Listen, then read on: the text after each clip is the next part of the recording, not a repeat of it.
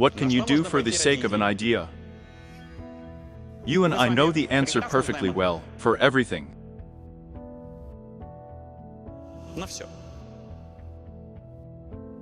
You can do anything for an idea. It all depends on how fiercely you believe in something. In our world, the idea is modern deities.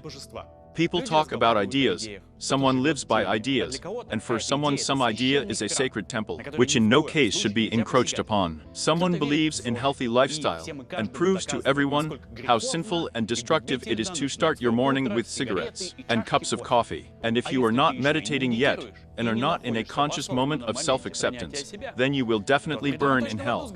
And someone wanted to spit on it, and on healthy lifestyle, and on meditation, and on being in the moment.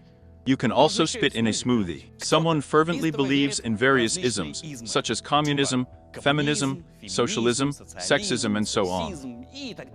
And always in all these ideas, a bright future awaits us, but only on the condition that we unite and defeat the enemies we hate. As soon as we smear all those who do not fit our views, and all those who disagree with them, as soon as the communists smear all capitalists on the walls, as soon as feminists smear all cisgender and patriarchal scum on the walls, then we will immediately find ourselves in paradise, where we are all full, infinitely happy and carefree, jumping on the green grass in nighties with teddy bears. Although, it seems to me that even there will be activists who feel sorry for the trampled grass, or who will be insulted by a nightgown with teddy bears. After all, a teddy bear on a nightgown is a symbol of human superiority over helpless animals, which since childhood instills a dominant position of people over oppressed and defenseless creatures. So let's shoot everyone who goes around in nighties with bears. No, we'll make you kneel first, and then we'll shoot you. No, first we'll make them kneel, and then they'll let us kiss in. But here's the thing. We as a generation of people are not unique. Humanity has been living with ideas all its life, and throughout history, we as a species, from generation to generation live with ideas about a better future, or about how to live right and how wrong, in no case. Depending on the country, the structure of society, and the cultural background, the ideas are different at each moment of time, but they are all, in fact, about the same thing, about some mythical bright future. And I have a question. And why haven't we found ourselves in this bright future yet? On the one hand, our modern life is a paradise for any inhabitant of the 18th or 19th century. No kidding. Well, we really live in paradise. We have hot water, heating, medicine, social insurance, and TikTokers. Isn't this heaven? If you were born in the 5th century, then you live a dick understand where. You have only your family, or there are some residents of a community or village, and that's it. And these 15, 20, fuck it, 200 people are most likely all the people you will see in your whole life. The only new acquaintances you can have are at any moment, a crowd of some left-wing men with bows and swords can jump in, cut them all, and steal them into slavery. And even in the 10th century, or in the 15th century, life somehow did not differ dramatically. It's even easier about medicine. And if you have something sick, then you have two ways. The first is to ignore it and pray that you don't die. The second one is cut off, and it's not a fact that you will survive at the same time. But then what do you believe in more? In the Lord God, or in a saw on a tree? The perfect tool for processing my ex, by the way. Today we live with you in a world where you have a grocery store right in your house, and if you go to the bastard, then a courier will bring everything to you. Everything you may need is always available. You can earn money sitting in your underpants in the kitchen. You can drive a car, fly an airplane. We have whole trains running underground every minute to make it convenient for you to get to your favorite places in the city. And if something goes wrong, you always have the phone numbers of social services where you can call, and they will help you. In general, we live a life that our grandparents could not even imagine, as well as our travel stories. We are all here now, who attacked, who is in Thailand, who is in Turkey, who is in Europe, and 80 years ago a trip. That's why I went to the neighboring village, so. That's the time I saw a cow. At the same time, if you look around carefully, then there are somehow no very happy people around. Only a few are really happy, I would say. Yes, and those are fucking most likely. And even if a person is too joyful just by himself, then this is not a reason to envy him. But this is some kind of suspicious bullshit, and a good reason to call an ambulance, because obviously, here the flask begins to whistle at a person. He decided to rejoice. In our time. Hello, over. We are always depressed. We are always tired, and there is little that pleases us. Instead of enjoying life together with our loved ones, we often want to be alone, so that no one touches us. We are afraid to say what we feel. We don't know what we live for, so we live Groundhog Day year after year, drowning out the inner pain with cereals, flipping through social media feeds, spontaneous purchases of unnecessary bullshit on the internet, and watching porn. And yes, with such problems, that courier with ears will not help you, even if he brings a gift set for a repost in Vviv. It turns out that on the one hand, we have progress on the face, and on the other, it seems to have become even worse. And that's why. Because somehow we are not following the right ideas about a bright future, with enough vigor and frenzy. Or maybe, well, fuck all these ideas, and finally, just start living. Although, giving up the idea of just living is also a fucking ideal. It turns out that we just can't do it any other way. And we have to defend and fight all our lives for ideas that we believe for some reason. And that only this method ensures progress, and we are really approaching this bright future. Or are we just digging our grave deeper with all this fuss? And it is unlikely that you expected such a call in this material. Perhaps one of you is like that now. Are you being philosophical here? Painted? You're a car channel. Hello, BBs? Give us an interesting story here about how you or their cause go back and forth there. Engineers invent them there, that's all. Did I open the chips for nothing? Are you fucking ruining my evening? Fair enough. Fuck you bet. But here's a question for you. Do you think that the automotive world, which consists of exactly the same people as me and you, lives by some other rules, and none of these people are fighting inside the automotive world for their ideas, and there are never conflicts and intersections of interests, and it does not happen that someone can go to the extreme, and it does not happen that someone can pay with their life for some ideal. All I can say at the moment is definitely for sure, I have an interesting story for you today, after watching which you will begin to look at this world a little differently. I promise you that. And honestly, well, in a human way, I envy you in a white way. And I don't want to break your buzz so much that there won't be our standard one here today. You'll find out. Today you will get high. That's the main thing. Have a nice dive.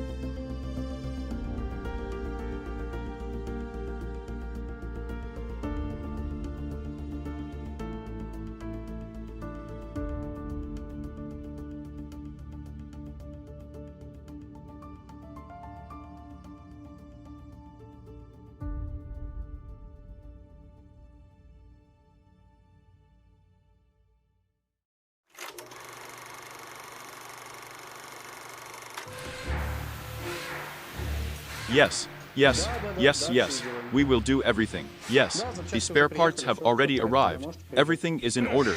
Yes, you can come. Kind, good afternoon. I'm Yuri. Yuri Dejin. Vegetarian, numismatists. I don't like purple, and I have an appointment for maintenance. Yes, that's right. You have a Volkswagen Tiguan record for today. Then the timing, brakes and steering are replaced, right? Yes, yes, I remember everything. But first, let's make a calculation with you. So there's no need for that. We have a settlement after all repairs are completed. What is it? This is my payment. I've counted everything. We will make columns from you. I checked it on the internet. It will be cheaper for you by 30 rubles and 40 kopecks than in other services. And does she save a penny for a ruble? Yes, only you have Kazakh tenge, Turkish lira here. Is the spool small? Yes, dear. Speaking of butter, which one do you have? Imported? Here it is not necessary. I brought it with me. I strained the old. Half a liter of the new one was whipped there, and here is the finished oil. Oh my God. Butter? Oil. And saving as much as 5 liters. Interesting with savings. The most economical economy. I can also make a payment in gifts, certificates, or what else do you accept here? So far, you have laid out a bunch of coins, and a bunch of some strange cards. And if you had a Tinkoff Drive card, and you could already pay for repairs. And at the same time some of the money would be returned to your card. So what do you want to say? What can I save?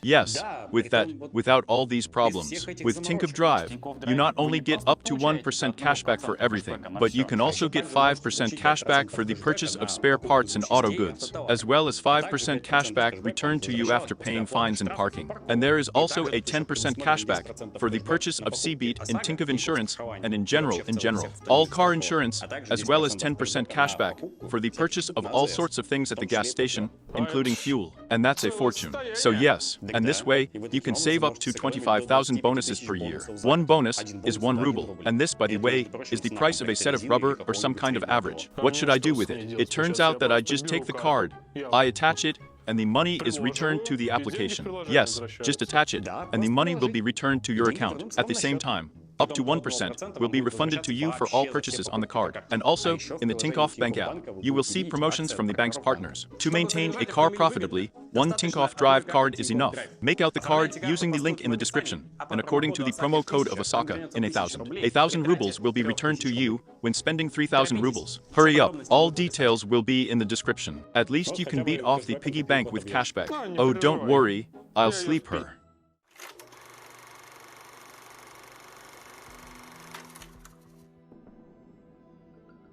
November 17, 1986.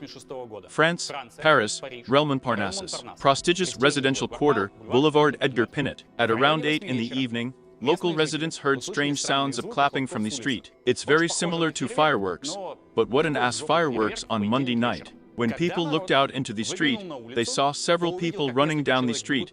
There were 2 baby strollers on the roadway, and something unidentified was lying on the pedestrian zone. And it quickly became clear that a man with 4 bullet wounds to the chest was lying on the pedestrian zone. The cordon, the police, the cameras of journalists, and the ambulance, of course, did not keep themselves waiting. A crowd of shocked people, journalists, onlookers, law enforcement services, and other evil spirits immediately formed on the deserted street. But among all the people who turned up at the scene of the crime, Jacques Chirac, the then world of Paris, and in the near future, the Prime Minister and President of France, appeared literally 20 minutes after the shots were fired. And then the first question: why did Chirac come to the murder scene? It is clear that Paris is the capital of the state, a city of millions, and murders occur in it, as in any other place on the planet, with enviable regularity. But it is unlikely that the mayor of the city is so quickly undermined on each of them. And even if he was being blown up, then fuck him there to do. It is unlikely that the mayor of the city has such entertainment at night to look at the newly minted clients of the local morgue. Obviously, since the mayor of the city rushed to the crime scene, abandoning all his business and a quiet sleep. Then the matter is serious. And yes, it was like that, because there was a man lying on the ground, whose name was Georges Bise. At that time, it was just the head of Renault, one of the most influential and well-known leaders of the country, the capital of one of the main European states, a prestigious area of the city where Pablo Picasso, Henry Miller, Ernest Hemingway, Marc Chagall, and a bunch of other respected guys lived. And right in the middle of the street, some unknown people kill one of the most important and high-ranking leaders of the national business. For 1 or 2. That such a thing is possible in principle, that in the capital in the middle of the street, they can just take and kill someone from high-ranking officials, no one could have thought. Nemtsov first of all. As I said, at the time of the murder, Georges Bise is the head of Renault. Not one of them, but just the most important citizen is the boss. At the same time, he took office quite recently, in January of the 85th. That is, he had been in office for only 21 months, less than 2 years. And here's the question. Why kill the head of an automobile corporation? I can understand when prominent political figures or drug lords are killed there, for example. And here's a company that makes cheap hatchbacks. Also the state, yes, a big one, yes. There's a lot of money there, and it would be fine if the devil was the owner of Renault, and after his death, it was possible to mess something up with the legacy of a change of leadership, and to crush a competitor company for himself. But the company is state-owned, and the demon, although he held a high post, was, well, a simple hired employee. He wasn't even a shareholder, just a manager. Yes, smart, yes, effective, but nevertheless, they killed one, they'll put the other so-and-so. But if it were that simple, something tells me that I wouldn't tell you this story.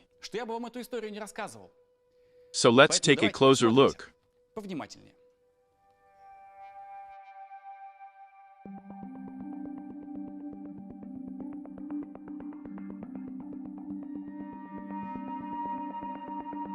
Georges Bees, at first glance, is a rather boring person, and so suitable for our documentaries, because, well, that's how honest it is between us girls. Well, they killed a man, and killed him, and fuck him. You'd think too much. A man was killed. It just doesn't happen to anyone. But the more closely I looked at the details, the more questions I had. Despite the fact that he seemed to be a notable person in the context of the country, there is not much information about him, even in French sources. Born in the family of a locksmith in 1927 year, he entered the Polytechnic College as an engineer, and then studied at the Paris National Mining School. Most of his life, he worked at mining enterprises, first as an engineer, then as a small manager, and then as a normal manager. Of the notable pieces in 1964, the deputy manager of the Alcatel became. Alcatel, if anyone remembers, these were such mobile phones in the early noughties. This is the same thing, only with a slight clarification, that Alcatel is a huge corporation that was originally engaged in all telecommunications as such. There has been a type since the 19th century. Cables, telegraphs, telephones, wires, communication nodes and so on. And at some point, just like Siemens, for example, they began to produce everything that they could get their hands on. They even made trains at some point. And now the 64th to 74th weight was in the head management of Alcatel, in fact, as an operative. And well, there I worked on improving business processes, optimization, all these boring things. From the 74th to the 85th, he worked as a manager in the mining and energy sector. There's nothing fucking interesting there. And in the 85th, he is put in charge of Renault. And 2 years later, they kill everything, the whole biography. I'm not kidding. Well, maybe I went on vacation there a couple more times in my life. Who killed? Why did he kill? What's wrong with the manager of the state corporation? Where to look for murderers? It's not clear. But, a few days after the murder in Paris, scattered leaflets appeared all over the city, in which it was written that a certain terrorist group Action Direct was taking responsibility for the murder, in Russian, direct action. And that's really for the straightest. In these leaflets, in addition to slogans, it was written that terrorists from the group killed the demon for his crimes against the working class and for exploiting the same working class. And at that moment I'm like, yeah, exploitation of the working class. That's what I love. That's what. Let's go here and there and dig, because it altogether smells like a huge pile of manure. And I love this very much. Meet Jean-Marc Rouyen, Georges Cipriani, Natalie Menegan, and Jules Arbabin, ideological leaders and heads of Action Direct. In fact, they were ultra-left anarchists who professed the theory of permanent revolution. In a clear language, this means that no matter what kind of system does not exist, no matter what order, no matter what hierarchy would not exist, it's all bullshit from under the horse. And if there is some kind of social ladder in which someone can be a little higher than another, then you definitely need to bomb everything. Since any hierarchy, and any order, and any rules with laws, it's all horror. And if there's money somewhere flashing, then you definitely need to shoot everyone, bury them in the ground, and shit a big pile on the grave. And that's it. That's enough for us. That's the idea. What needs to be built to replace the destroyed system? The guys did not specify, of course. If you get into the literature that these gifted individuals published, and I got there first of all, then it is absolutely impossible to find at least some bit of common sense there.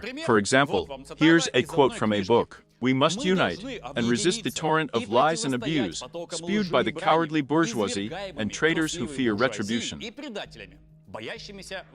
And here is such a reading for 200 pages. If you want to move out as a cuckoo on some Sunday evening, then I recommend that you get high later in a mental hospital in full. And in fact, what did the guys do? Hiding behind ideological slogans with very vague formulations that the whole society is rotten and requires serious changes. They planted bombs in government buildings, airports, transport hubs, and also attacked police stations and robbed banks. And wait, I'm sorry, they didn't rob banks, but expropriated the dirty money of the bourgeoisie, acquired from the exploitation of the working class.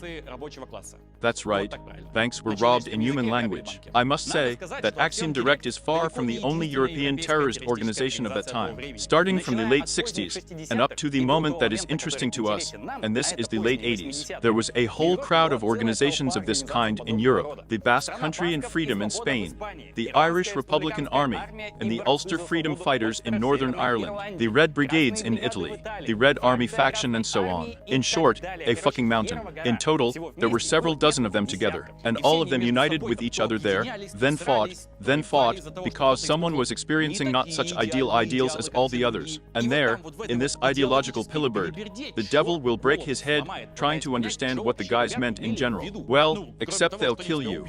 It was pretty clear, but if you try to explain at least some fundamental principle of all these fuckers, in the sense of terrible terrorists, then each group comes up with some idea, like some ideal, to which it is worth striving. The ideal can mean anything at all. From the New World Order to the correct washing of plates clockwise, I don't give a shit at all. But in no case should you wash the plates counterclockwise, since only the finished enemies do this. After the ideal is outlined and somehow crookedly formulated, you draw a white line across all people. And those who do not have the same moist feelings for your ideals receive grenades in the hallway. And to everyone who happened to be on the other side of the line, you need to distribute machine guns, so that they together with you waged a holy war in the name of the monster. The average is not given. You're either with us or against us. Modern radical feminists. Exactly the same Chiroboro, ruble to ruble. Just swap the exploitation and oppression of the working class for the exploitation and oppression of women and get exactly the same.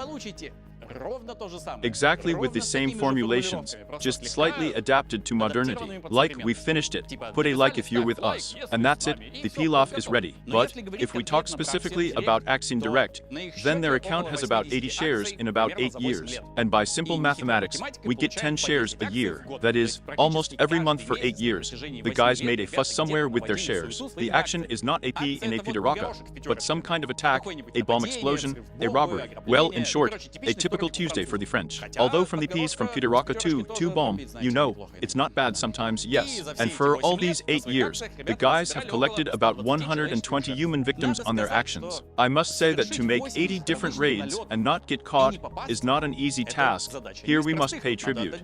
You need to think about the operation. You need to get explosives and weapons. You need to find allies and like-minded people, pull off an attack, and get out of the crime scene in such a way that you are not caught, or so that you don't catch a police bullet yourself. And to do this on a regular basis, you need to be able to do it. And judging by the performance, the guys were able to. As they wrote in their memoirs, and I read these fruits of a sick fantasy, training was a mandatory routine for all members of the group, and this is about 150-200 people at different times. The participants trained at shooting ranges, ran long distances, and learned extreme car driving at special training grounds, in order to have every chance to get away from their pursuers. The first question that popped into my head was, how did they train?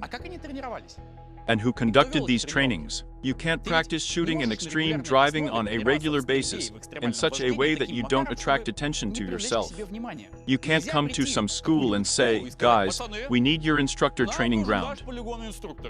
So, the task is next. Here we are. You are catching up with us, and we are leaving you, and we will shoot back on the way. Oh yo, and why do they need it? Never mind, we just have family entertainment like this. Oh, by the way, and we have a big family. It's that crowd of 150 bearded men over there. Are there any women? It was not possible to dig up any clear data, but in the memoirs, the leaders wrote that they trained there in some fields, forests, swamps, under cover, at night, and money for cause, weapons, were not taken from the funds that were squeezed from banks. Romance is of course good, but I don't believe in it purely as an entrepreneur. If a large group of people is stable and predictably produces results in their activities, this means that everything is so well regulated and debugged there, and it is obvious that without a serious network of connections that would support all this movement, it would be impossible to turn something like this. And obviously, there had to be some kind of network of agents here and there, with the help of which it was possible to steer anything. All that we managed to dig up in the memoirs are great thanks to brothers in arms and caring people. Okay, let's say, whatever it was, it is obvious that all the participants of the organization looked more like well-trained militants than a crowd of careless students with romantic ideals, since it was absolutely impossible to catch them. And in shootouts with the police, which periodically happened, only policemen died and there were practically no victims among the terrorists, which also spoke of their serious preparation.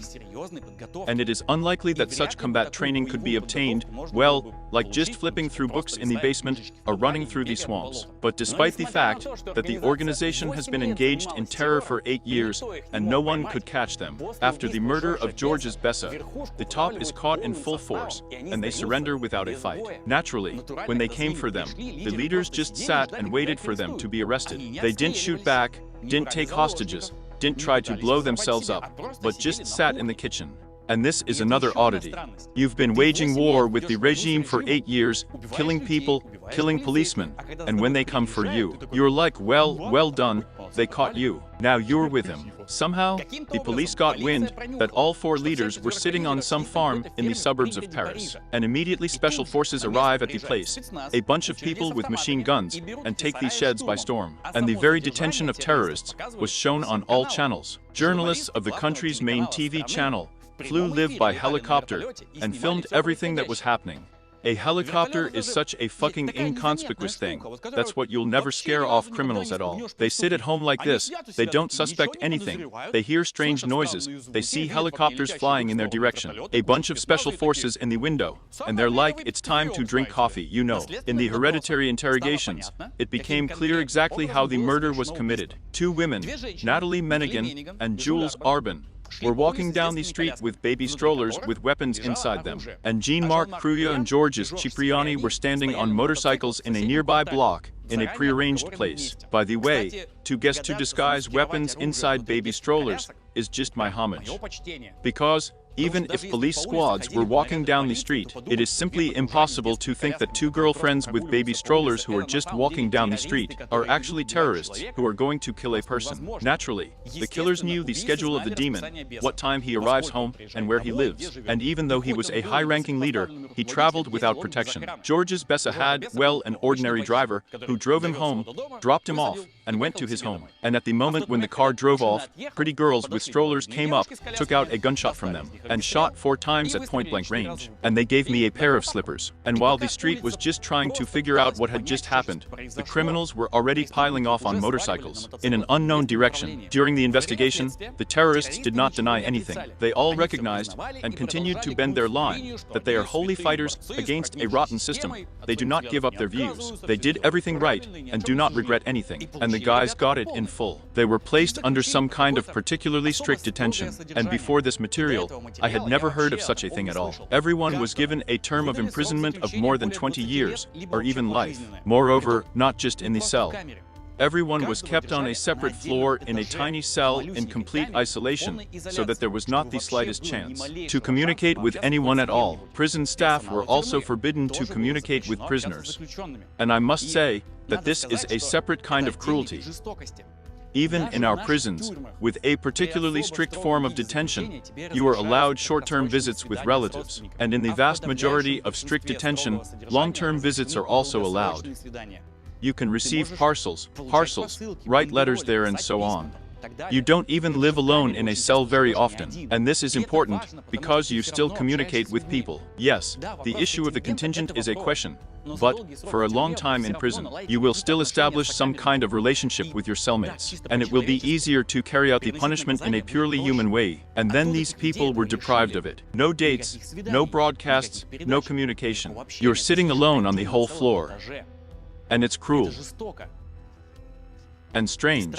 And this, it seems, is the official story. Everything ends with Yandex. Direct. The guys did shit, got everything they deserved, and that's about it. The story is quite clear, and in fact, this is the explanation of the situation you will find if you just go to read the first page of Yandex about the murder of Georges Bessa. And in general, at first glance, even like you, don't get to the bottom of it. But that wasn't enough for me. Two questions were bothering me. The first question is why it was Georges Bessa who was killed and not someone else. After all, the operation was planned specifically against him, and it was him they wanted to kill, and not someone else from Renault's management, or someone from another big company. And the second question, why exactly after his death, the authorities immediately strained and caught criminals, whom they seem to have been chasing unsuccessfully for 8 years. Therefore, you and I need to unwind the context of what was so strange happening in Renault at that time. And why was Georges Bessa appointed the head of the company?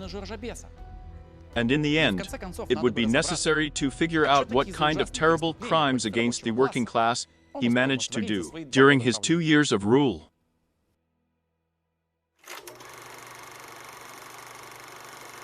Have you ever wondered how many smartphones are sold in Russia per year? Probably 1 million, or maybe 10. Well, if anything, you cannot Google. They are sold in total about 25 million pieces. That is, think about it, every year 25 million new smartphones are bought in our country. But the question is, what to do with the previous ones in this case? And most often, they just put it in the same box, and put it in the back drawer. And this is all provided that often this phone is quite fresh, and works fine. Everything is fine with it, and sometimes even with a film on the screen. But such a smartphone can easily be sold on Avito. Often the reason not to sell a phone is the price. Like, how much will I put it up for, and who will buy it from me, and so on. But this problem can now be solved. The guys have launched their own calculator for estimating the cost of smartphones, and in it you can specify the city of residence, make, model, condition, and other information about your smartphone. And Avito, based on statistics and a similar ad, will offer you the market value. For example, I have an iPhone 12 about Max, and I also have one about Max,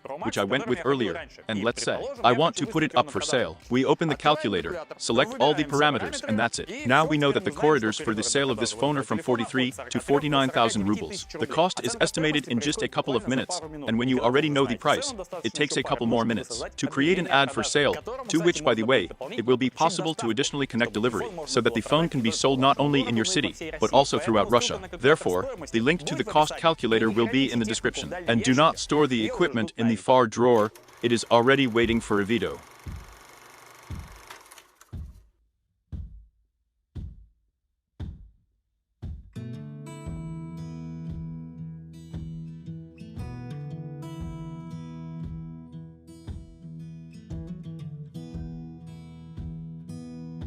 Renault is a huge corporation, not only by the standards of the automotive industry, but in principle. And what is important for our narrative is that it is one of the biggest taxpayers in France. Traditionally, the fame of the manufacturer of small urban and budget hatchbacks drags absolutely all the way behind this brand. And now in the modern world, well, there's a type starting from about the late 90s to this day. Renault is trying to get rid of this reputation by all possible methods. But this brand sits on the brand as firmly as my ex on methamphetamine. Relax, it's a joke. My ex was sitting on my face, of course. A sweep. After the Second World War, in the 47th, when Renault had already passed under the control of the state, this car saw the light. Renault for Suey. This is the last car that the company's founder, Louis Renault, managed to offer his hand to. A great man with a very difficult fate. We talked about him in a documentary about the French car industry. Check it out, you'll like it. So here are 4 Suis. In fact, it was a direct competitor and tracing paper with Volkswagen Beetle, the simplest, cheapest, and most reliable car that perfectly answered the request after wartime. Half of the planet is in ruins, as is the entire economy. And meanwhile, people are trying to somehow come to their senses and figure out how to return to normal human life after all this. Therefore, ultra-cheap simple cars are the only thing that people could afford. Although I must say that the French could not even afford this, since from the 47th to the 49th, only 37,000 cars were sold, which was far from the desired result. But the country had such a shitty economic situation after the war that even a bicycle seemed like a real luxury. But the plant worked to simplify and reduce the cost of an already elementary design even more, dropped the price tag by another 20%, and since the French economy had already begun to move slowly by the 50s, sales simply flew. On the assembly line, for SUI lasted until the 61st year, that is, the machine stood on the conveyor for 14 years, and during all this time, 1 million copies were sold. And at that moment, before SUI became the very first French car to break the mark of 1 million copies sold. And the Renault 4 SUI will be replaced in the 61st by this comely monster, which was simply called Renault 4. It was the first front-wheel drive Renault car in history, and at the same time, it was made on the principle that the car should be the same as jeans. It should be inexpensive, convenient and versatile, and it should be ideal for both the city and the village, both for weekdays and holidays, both for men and women. And if suddenly there is a hole in the car body, then you can always say that it is so fashionable. And I must say that the jeans turned out well. At a minimum, they climbed on a very large number of asses, and this is already a great achievement. For me personally, there is nothing worse in the world than buying jeans. If I had to choose what to do for eternity in hell, burn in a cauldron or try on jeans, then I would vote for Putin. The car was on the assembly line of the 61st to 1994 and was produced in 28 countries, and was sold in general, in any shop and all over the planet where there was at least some hint of the automotive market. And in their 33 Jesus years, more than 8 million cars were produced on the assembly line. And the Renault 4 is the most popular French car, and one of the most popular cars in principle on the planet. And in parallel with the Renault 4, the Renault 16 was also produced. This is such a hatchback, only bigger and more solid, which stood on the assembly line of the 65th to the 80s. And Renault sold 2 million more cars like this. And then there was the Renault 5, which sold 5 million worldwide. It's also a hatchback, but it's a little different. And in short, whatever Renault car was made there in the period of the 60s to the 80s, they got a hatchback anyway, and it flew in millions of copies anyway. It seems to me that if at that time some woman would have gotten pregnant at the Renault factory, then she would also have had a hatchback, and would be sold all over the world. In short, the circulations were confident, and there was also a certain amount of money, as you and I can guess. And no matter how cute and unsightly these cars would seem, Renault built his own empire on them. In the 70s, Renault owned dozens of factories in different parts of the world, and in total, the company employed more than 100,000 people around the world. And after all, Renault produced not only hatchbacks, but also commercial vehicles, buses there and further down the list. Before World War II, they even made trains with tanks. On the wave of success, and with a huge amount of resources, Renault begins to simply throw money in all directions, and creates its own racing teams in rallies, in touring, in Formula 1, in order to dominate in general, in all industries that are somehow related to cars. In each series, the successes were different. For example, in Formula 1 for 8 years, the company was able to come only once to second place among the racing teams, but a huge amount of money was poured there. Fuck Renault, a Massachusetts hatchback manufacturer, needed motorsport, especially Formula 1. This is almost a rhetorical question, since most companies come to motorsport just to wring their eggs there. For a very expensive price, they say, look how we can. But the logic, I'm sure, was the company needed a very high-quality pre of its brand, that making hatchbacks for cheap is not the only thing we can do, because in fact, we are a strong and high-tech car company that can succeed anywhere and defeat anyone. They wanted to achieve a respectful attitude to the Renault brand, since in addition to motorsport and other tinsel, there was the most ambitious and most important project that required the strain of all the company's resources. This project was an entry into the fattest car market in the world, the American market. And you and I know that a small hatchback is not what Americans would like to buy at all. If you are directly associated with a manufacturer of small and cheap cars, then it is unlikely that you will be successful in the American market, since in the 60s and 70s, long and wide cars dominated the state market, with their 8 under the hood. And to go where there is something long and dominant is always painful and scary, if you know what I mean. Naturally, Renault tried to push its regular cars into the American market, but, compared to the rest of the world, sales in the United States were so tiny that it was already a shame. It was especially embarrassing against the background of the Volkswagen Beetle, which was sold in millions of copies in the States. And then Toyota and Honda were pinned down with their rice wagons. And here, we need to remember the context of what is happening in the world, and the context of the American market of the 70s. And if you don't remember, I'll remind you. Don't worry, I'm not just sitting here. In the 70s, there were several waves of the oil crisis, followed by economic crises. And everything happened because the strange OPEC, is those guys who produce oil, refused to supply oil to the United States and the West for cheap, and also said that we are the authorities here, and we will decide for ourselves how much oil, and for what money, and to whom we will sell. Prices are flying to the ceiling. Everything is in a heap. How to provide energy to countries is not clear. How to generate electricity is not clear. Where to get gasoline is also not clear. It is necessary to save somehow, and to save, fucking, it does not work. In short, the ass. For ordinary us citizens, it looked like fuel was not everywhere at gas stations now.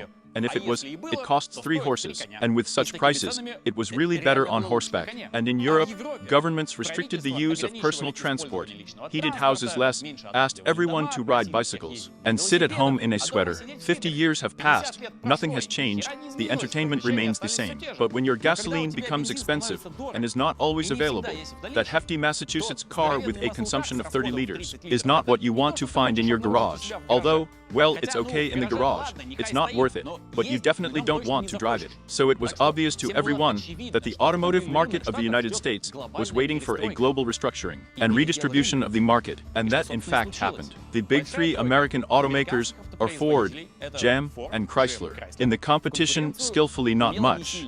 Therefore, they could not quickly adjust to the new realities and offer at least some actual cars with low fuel consumption, for which they paid with market shares, which the Japanese quickly and secretly squeezed out of wax. And at the same time, the Americans paid with Detroit, which turned from the industrial capital of the world into the most dangerous and criminalized ruins in the country in just 10 years. So Renault really wanted to participate in this movement and take a bite out of the big 3 share of the richest and most profitable market in the world. But they have already lost the competition in small cars to Volkswagen, plus the Renault brand itself, to no one in the States. Well, as if it didn't rest at all. And it seems that the situation is stalemate. You've already dried up, and the burgers still go and buy competitors. And if an American needed a normal car, then he went to the big 3. If he needed an economical, reliable car, then he went to Volkswagen and the Japanese. But Renault wanted to enter the American market so much that they were like, well, they have the big 3, then fine, let's say. But these are not all companies in the country. There aren't 3 of them, right? That's right. Is there a 4th company there? There is. Only. Can we buy it? How much money do I need? A lot. But here we have just exactly that much. No more, no less. Exactly a lot of money. Which piece of paper should I sign? And that's how the merger of Renault with American Motor Company, aka AMC, began.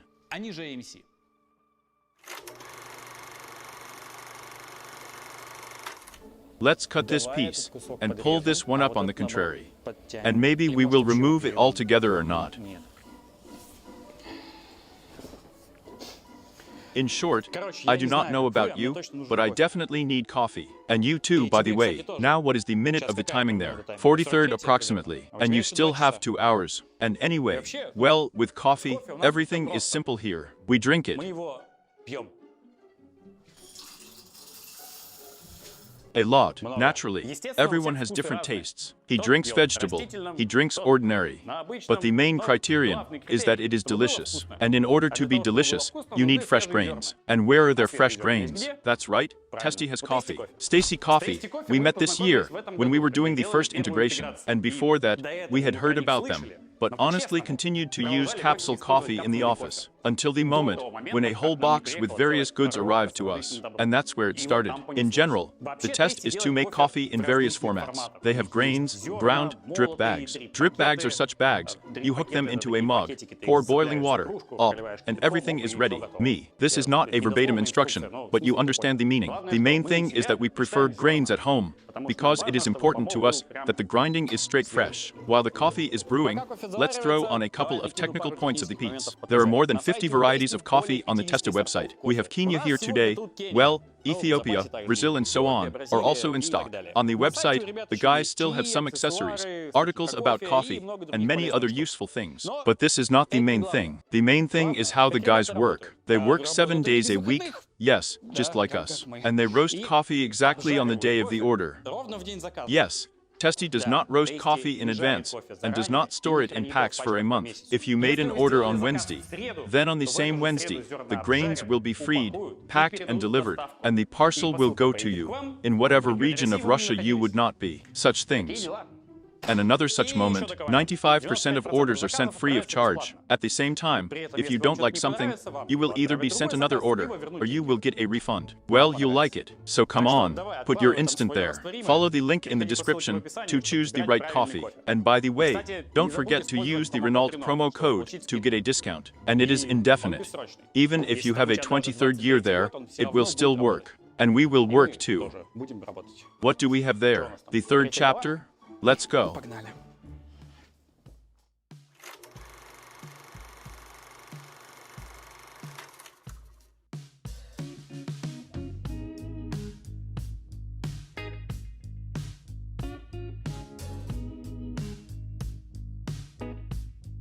How would you explain in 3 words what an MA is like? Just imagine. There are, for example, real normal German cars. There's a Porsche, BMW, Mercedes, Volkswagen type, and there is Opel. And imagine that you have not one Opel in Germany, but 10 at once. Moreover, each of these 10 skills is terrible in its own way. Some of them properly specialize in the shittiest motors, some of these appiles masterfully make the most bow-legged suspensions. And someone has a whole department of blind designers with hands shaking from the retreat and draw what they draw. And there are 10 such companies. This is a real automotive mortar. Sorkami on vectors, everything is as it should be, only there is not a mortar, but a mortiple. That's about what the MA was. MA stands for America Motor Company, and in fact, this company was a team of those guys who could not exist alone. That's exactly the same as modern automobile alliances, only through the ass. Initially, there was a company called Nash, which sold medium-sized cars for the middle class, and their sales volume was also average. And all this is exactly in the middle between the First and Second World Wars. The guys like to be in the middle in general. However, by the beginning of the Second World War, it became obvious to the Jews that such an average strategy leads the company only to a position exactly in the middle between the roles, perfect in the ass. As soon as the realization of all the splendor came, the guys did not come up with anything better than to buy a controlling stake in the manufacturer of household appliances and furniture. As a Terminator, only the kitchen version, since it mainly produced refrigerators. And this, for a second, is a luxury item, finally, of the first half of the 20th century. Well, the logic is gorgeous, I think. Is the refrigerator iron? Iron. I put it on the floor, screwed the wheels on, made the door more comfortable, and that's it. Horseradish is a choice from a typical American car. And you don't laugh and giggle there. Like, Americans are stupid. Have you seen the Zil refrigerator at Grandma's? They saw it. Have you seen Zil's car? We saw it. Are they different from each other? That's right, not much. The only difference between them is that in the case of a refrigerator, only the hand is cold when you actually put it there. And when you see a Zil car, it shivers to the bones. It's clear that I'm kidding. Ours were still a notable car company, and Kilvinator were really very cool manufacturers of kitchen appliances. Initially, even before the Second World War, their cooperation consisted in the fact that the Kilvinator came up with a prototype of modern climate control for cars, and with the help of common budgets, they began to produce cars with such installations inside, and it was a breakthrough technology. And then, Around the 60s, someone from Nash's engineering department came up with a way to make a bed inside a car. The back sofa was laid out almost into a flat bed, and at the same time you had access to the trunk, so that you could also stretch your legs there. And in a car with such an interior layout, an adjustable climate control capable of cooling the air was a very important function. If you know what I mean. In short, these are the guys. And they merged into one company already in the 37th year, and they called themselves Nash Portfolio. That's it, yes. In parallel with this, the Hudson Company existed in Detroit. It appeared even before the First World War, in 1909 year, and until the end of the Second World War, until the 45th, they were not particularly different. Everyone in Detroit made cars. Here Hudson also produced. So, he did it wonderfully. Well, there's not much to tell. For Hudson, everything changed in the 46th year, when car and drag race began to develop rapidly in the country. Hudson couldn't bring out the usual competition with the Big Three, so they decided to become a symbol of American motorsport and began participating in absolutely all competitions they could get into. The racing community liked them very quickly, corny at least because they were happy to give cause, and constantly poured money into motorsport, and Hudson became very popular among the entire racing community. But in the general racing frenzy, the guys somehow forgot that motorsport is expensive, and you need to get into it only when you are standing very confidently on your feet. Otherwise, you can tear something for yourself. Financial balance at least. And then, investors will tear you up for this. And when Hudson was bursting at the seams, with everything that had seams, someone from a passing refrigerator shouted, "Guys, what business to do? And that's fresh," Hudson thought to himself. And our coordinator merged. Fortunately, the guys had enough brains to call themselves not something like a Nash Hudson Keeler or some kind of Nashinator there, but the Whole brothers stupidly renamed themselves MC. Then they also safely picked up a Kaiser Jeep lying on the side of the road. This is the company that produced the military Willis Overland, took some more pieces from the corpse of Packard, which went bankrupt back in the 50s, and a couple of very small manufacturers. And so this whole gang watering can together represented the fourth automobile company in the USA, after the Big Three. Beaten, dented, each individually not competitive, but strong because together. This is the state of affairs the company had. Renault, of course, would like to see everyone, but there was no one else to look at, so I had to buy these characters. Is that all I'm talking about? By the 78th year, by the year of signing at least any agreements between the companies, Renault and MC approach in completely different positions. Renault is doing well by the end of the 70s. They have large circulations, they have money that they are ready to invest in future projects, and in motorsport, and MA crawls over the deal on his knees ass first. The energy crisis has crippled all the automobile companies in the States, but first of all, it hit all the small companies and MC in particular the hardest. The Big Three were directly supported by the state, and if they started to wobble, then they just threw money at them and kept afloat. And nobody poured anything into the Navy. The only thing they were offered in the form of assistance was their deferrals on loans. That's it. But in order to pay off the loans, you need to sell at least something. And here it was tight. Since the 76th, the company has been operating at a loss. The guys lost from $50 to $70 million a year. Plus, the end of the 70s is the dawn of the environmental movement. Here are the first norms of exhaust restrictions. And when your company goes to the bottom right entirely, the last thing you want to think about is the development of new types of fuel systems and motors so that bunnies would be more pleasant to jump on lawns there. Therefore, EMS simply hammered a bolt on all the restrictions and produced cars without any changes, for which they paid. In the 78th, the Environmental Protection Agency demanded to withdraw all the MC cars produced in the 76th year, and that's like 310,000 cars there, and modify them with a file so that the exhaust fits the new environmental standards. And the files had to be modified, because there was nothing else for MC. The first equipment needed about $3 million. For modern money, it's something like $15 million there. It seems to be a small amount by the standards of large companies, but it is still more than the quarterly net profit of MC. At the same time, as a result, by the 78th year, the MC market share is less than 2% of the total number of cars sold in the country. Plus, the company has debts. Plus, it is operating at a loss, and shareholders have not seen dividends for 4 years. The question is, why the fuck did this splendor require equal? And at that time it seemed that throwing money out the window was a more reasonable waste of money than investing it in such a company. But there was still something sacred inside MC. It was a Jeep, on which, in fact, the whole company was kept. Jeep was the only profitable brand and MC. And that's what Renault wanted in the first place, in fact, to buy. But it was impossible to simply buy out the Jeep MC, since everything else would just instantly collapse. Therefore, it was necessary to negotiate with all this crowd of orcs. And now look, you're a Renault, and you need a US market that you just can't get into.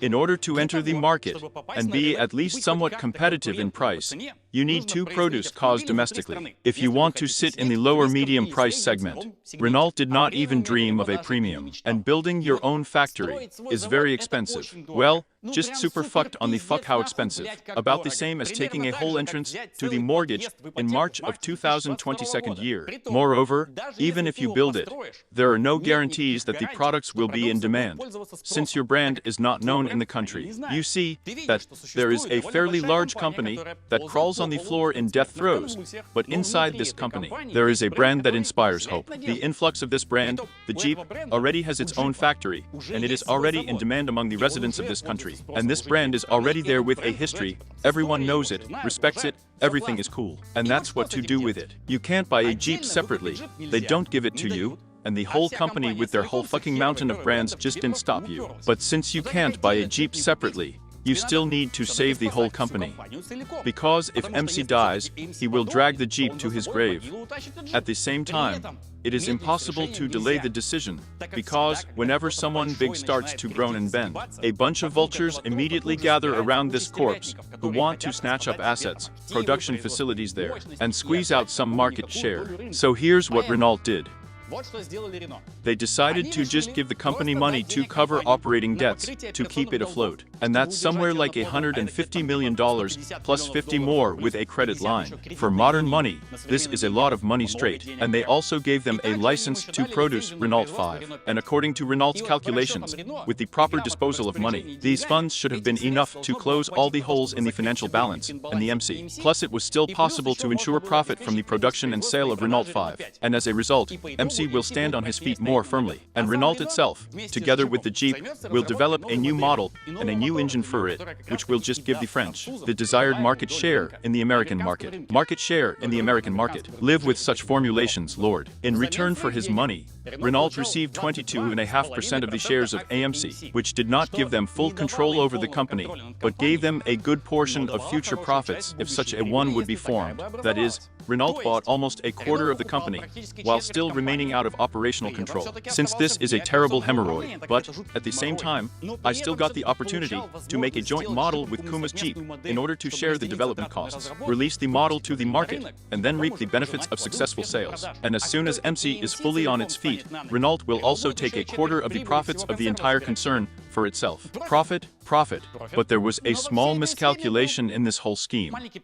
I'll explain it on my fingers. Here you have, in any case, among your total number of acquaintances, there is such a character who is encantingly able to fuck up all his money, get into debt, and then look at this whole situation with very surprised eyes. This character lives only from paycheck to paycheck, and this is only in the posh case when he has a job. At the same time, even if he has a job, he still somehow manages to borrow a couple of mowers from everyone until payday, which of course, he will definitely return later. Spoiler, no, it won't. Consider this money and irrevocable investments in Sasha. And this dude has a fucking mountain of very profitable loans and installments at 30% per annum for vital things like the latest iPhone, MacBook, without which it doesn't work at all, and some super rare limited sneakers. And the fact that I'm going to walk like a sucker, and so on. And that's what happens if some kind of benefactor suddenly falls on such a dude, who is like, bro, you're handsome, I believe in you. Keep the loot to close all your debts, and here's a little more for the first time.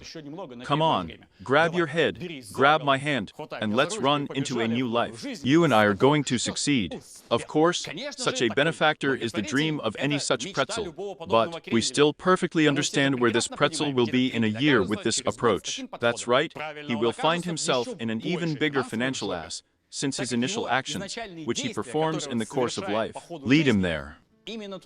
I don't know what Renault was counting on, coming ruble to ruble, like this mythical benefactor, but they did exactly what I described above. Not with your familiar pretzel, but with a large corporation. They just gave them money, thinking that if they close the financial hole, then the guys will cope. That's all, they will be fine. But MC also ended up in the ass. Not because the financial system is unfair or just because circumstances have developed like this, but because they produced shit at shitty, inefficient and outdated factories, and their products were not in demand. Not because people did not understand great cause and simply could not taste it.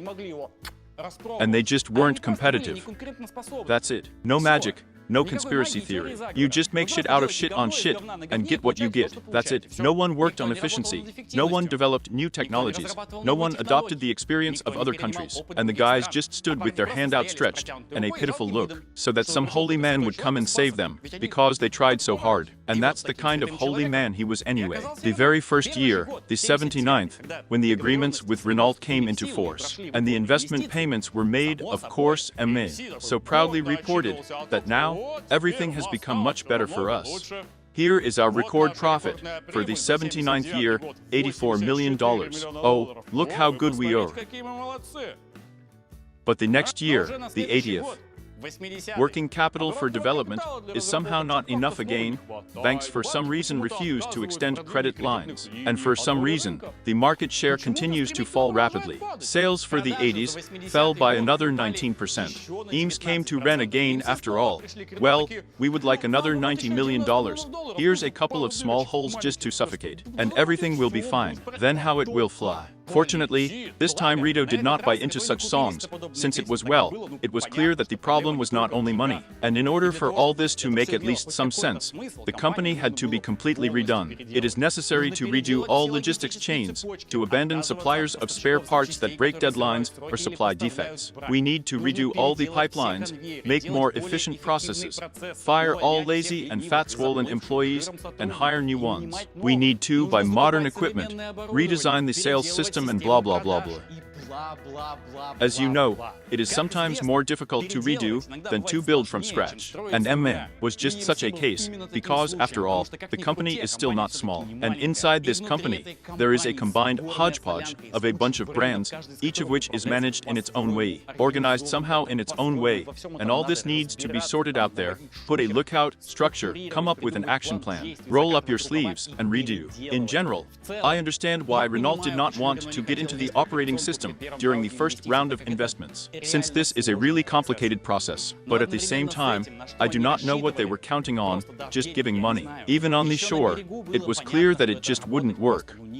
And do not forget that Renault is, well, also not a garage shop, and they had their own operating hemorrhoids. And then, you also need to completely rebuild a third-party company in between. But there's nowhere to go. We need to take it out, since we fit in. And the desire to capture the American market has not disappeared anywhere. Therefore, in the 80s, a new agreement is signed between Renault and ME, according to which the French still pour an additional $90 million into the company, and at the current exchange rate, it is about $300 million and one tractor. But for this, Renault already receives 59% of the shares of ME, and actually become the owners of the company. And in December of the same 80th, at the final meeting of MC shareholders, all the important uncles approved the decision to completely transfer control of the company into the hands of Renault. Bolt. The barn burned down. Criahado. We still have nothing to lose. But what if the French manage to do something worthy? Well, whatever, but the hatchback will definitely work. And at this point, you might think that everything will be fine. Yes, Renault will have to sweat. Yes, he will need to kill tens of thousands of people and hours of smart people. That you will put MC on his feet. At Renault, they are big, successful, and understand how to start a business, so they will grunt, confirm, and cope. Moreover, the company has a large margin of safety, a lot of money, cars are being sold, and everything will be fine. Checks and pokes. But the problem is that despite the success and a large volume of sales, everything was not so calm and rosy in Renault, and there were problems inside the company. Quite serious, I must say. However, in France itself, too, everything was not so rosy, calm, and fun.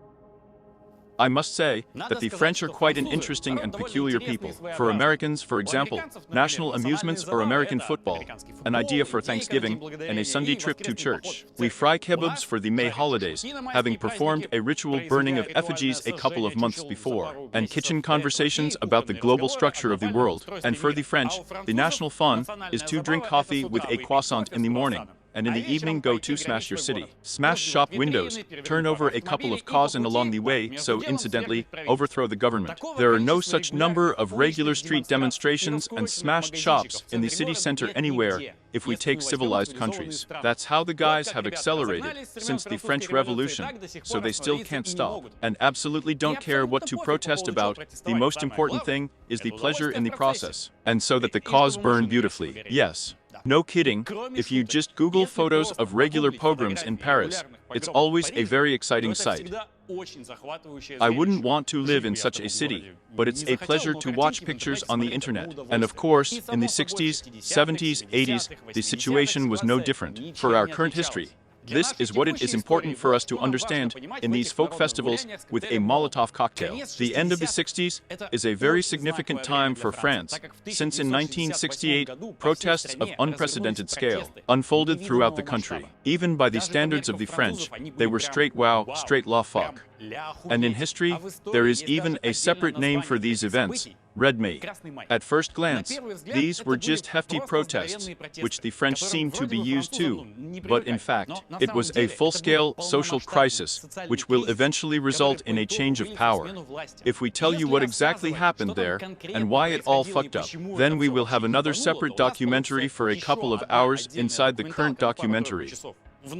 It turns out that we will insert a documentary into a documentary for you, so that you can watch a documentary while you watch a documentary. Everything seems to be right, yes. Therefore, we take out our fingers and just run through the tops of the key points for us. We won't miss anything important. Don't piss, I'm a professional. After World War II, France had a rather strange government. During the war, France was divided into two parts. One part of the country was occupied by fascists, and there was the so-called Vichy regime. And the other, it seems, remained ordinary France. And after the liberation of the country, all this had to be assembled anew into a single country. This period is called the Fourth Republic, which just existed after the war. And at that time, communists and socialists took the helm of the country, although in fact, it was a bunch of incomprehensible people crooks who did not really understand what to do with the country. And at the same time, there was Charles de Gaulle, who was a war hero and a symbol of the liberation of the nation, and he was in opposition. He believed that communism was not an option, and the country needed a clear leader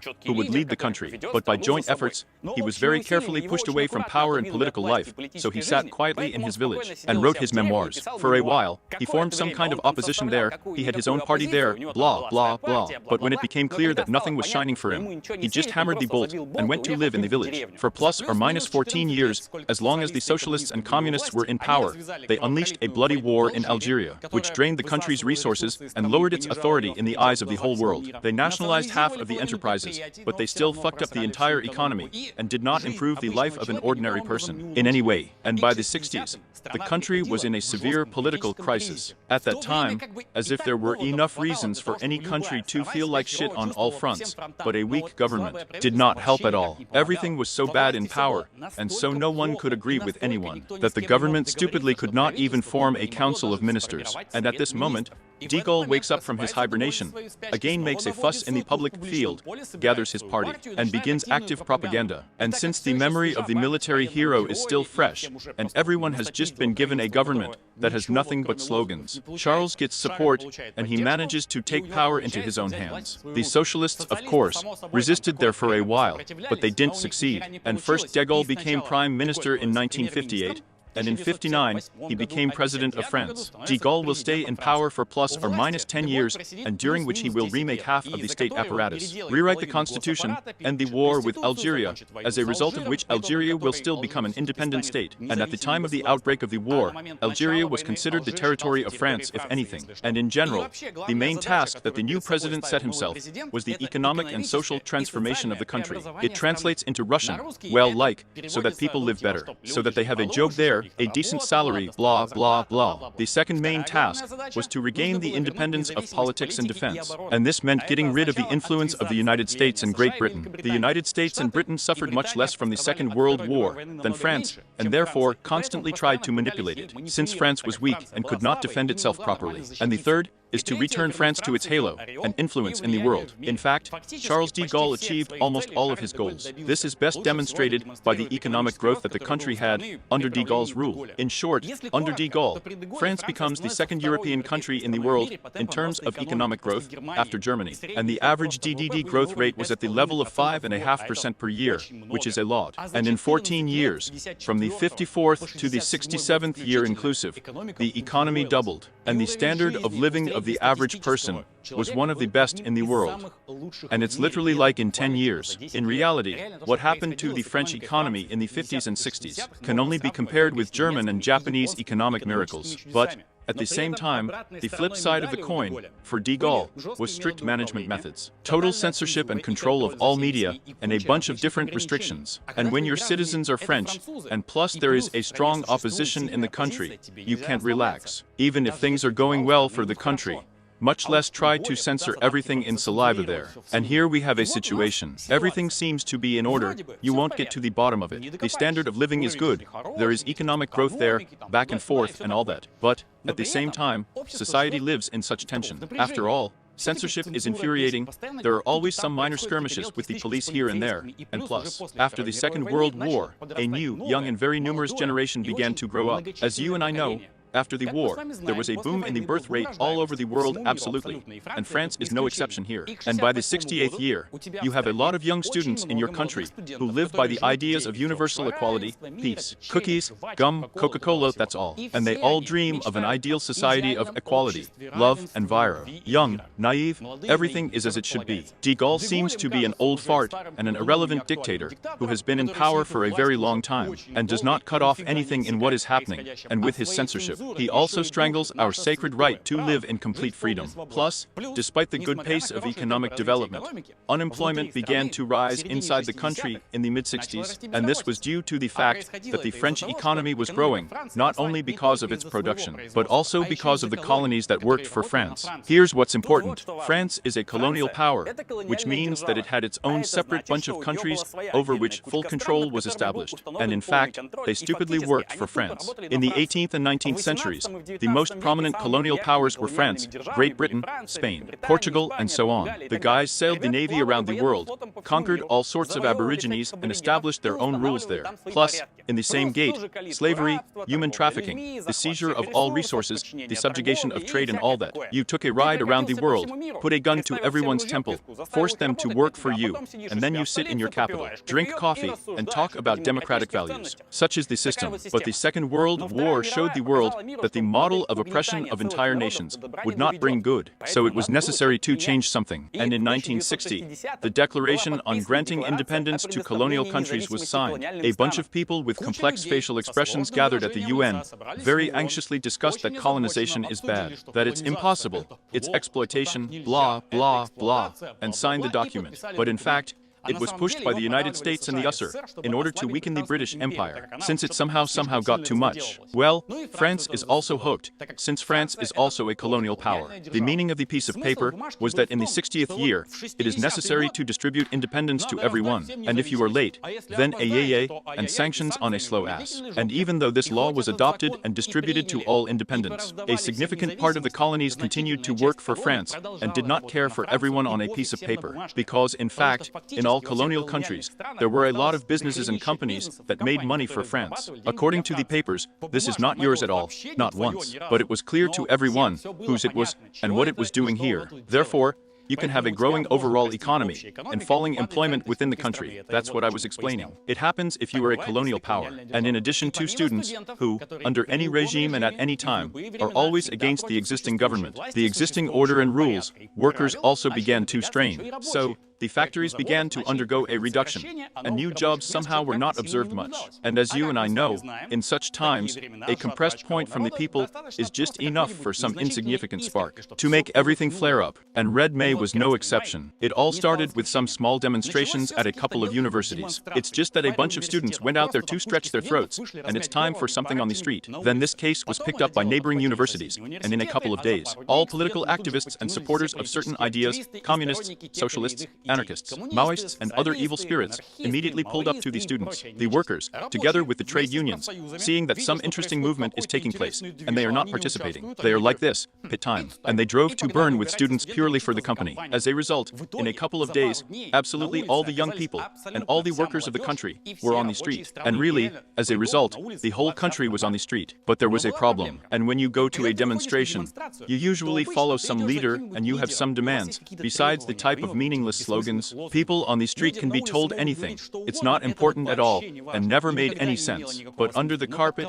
every protest always has some specific goal and task, so that some specific guys cough up on the sidelines and shake each other what they like to shake each other there. No matter who tells you what, this is always the point of any demonstrations. And there were no goals here, and there was no one to negotiate with. People just poured out into the street, because, well, what wouldn't? There's some kind of movement here, but am I an extreme or something? Do I have a house to sit in? No, that won't do. And the Red May is an ideal example for all the moms and teachers who, since childhood, will hide everything from us. Are you going to jump in there? Yes, yes. He will jump, and you would jump too, because that's what people do. Yes, learn it already at last, and get the fuck away from people with this question. The crowd was as diverse as possible. On the one hand, someone was drowning for world peace, because there is a Cold War, there is a war in Vietnam, and wars are going on somewhere in the dick knows where, and this is definitely very, very bad. And next to it, on the contrary, he drowned for the fact that France gathered in a fist and fucked all the enemies and created a new world order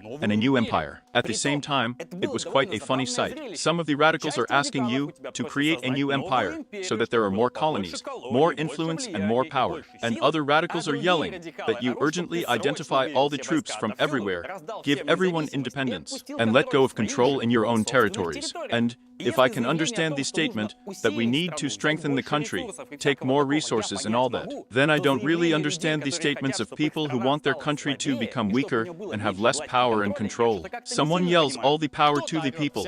Someone nearby yells, fuck the power as such. And the picture was very funny. Communists are standing in one place and waving red flags, and anarchists are standing in the next place. And it's better for you not to know what they waved there. And on the sidelines, there are students who have already fucked up waving something. They just want to smoke and go to their girlfriend's dorm, because the revolution is a revolution, and dinner with dumplings is on schedule. Workers are sitting on a parallel street and banging their helmets on the asphalt, simply because they have helmets, and they know how to knock with them. And that's it, totally fucked up. A clash with the police, barricades, demonstrations, and all this together for the fuck of what? There is no one to negotiate with. There is no specific leader, or at least some clear majority.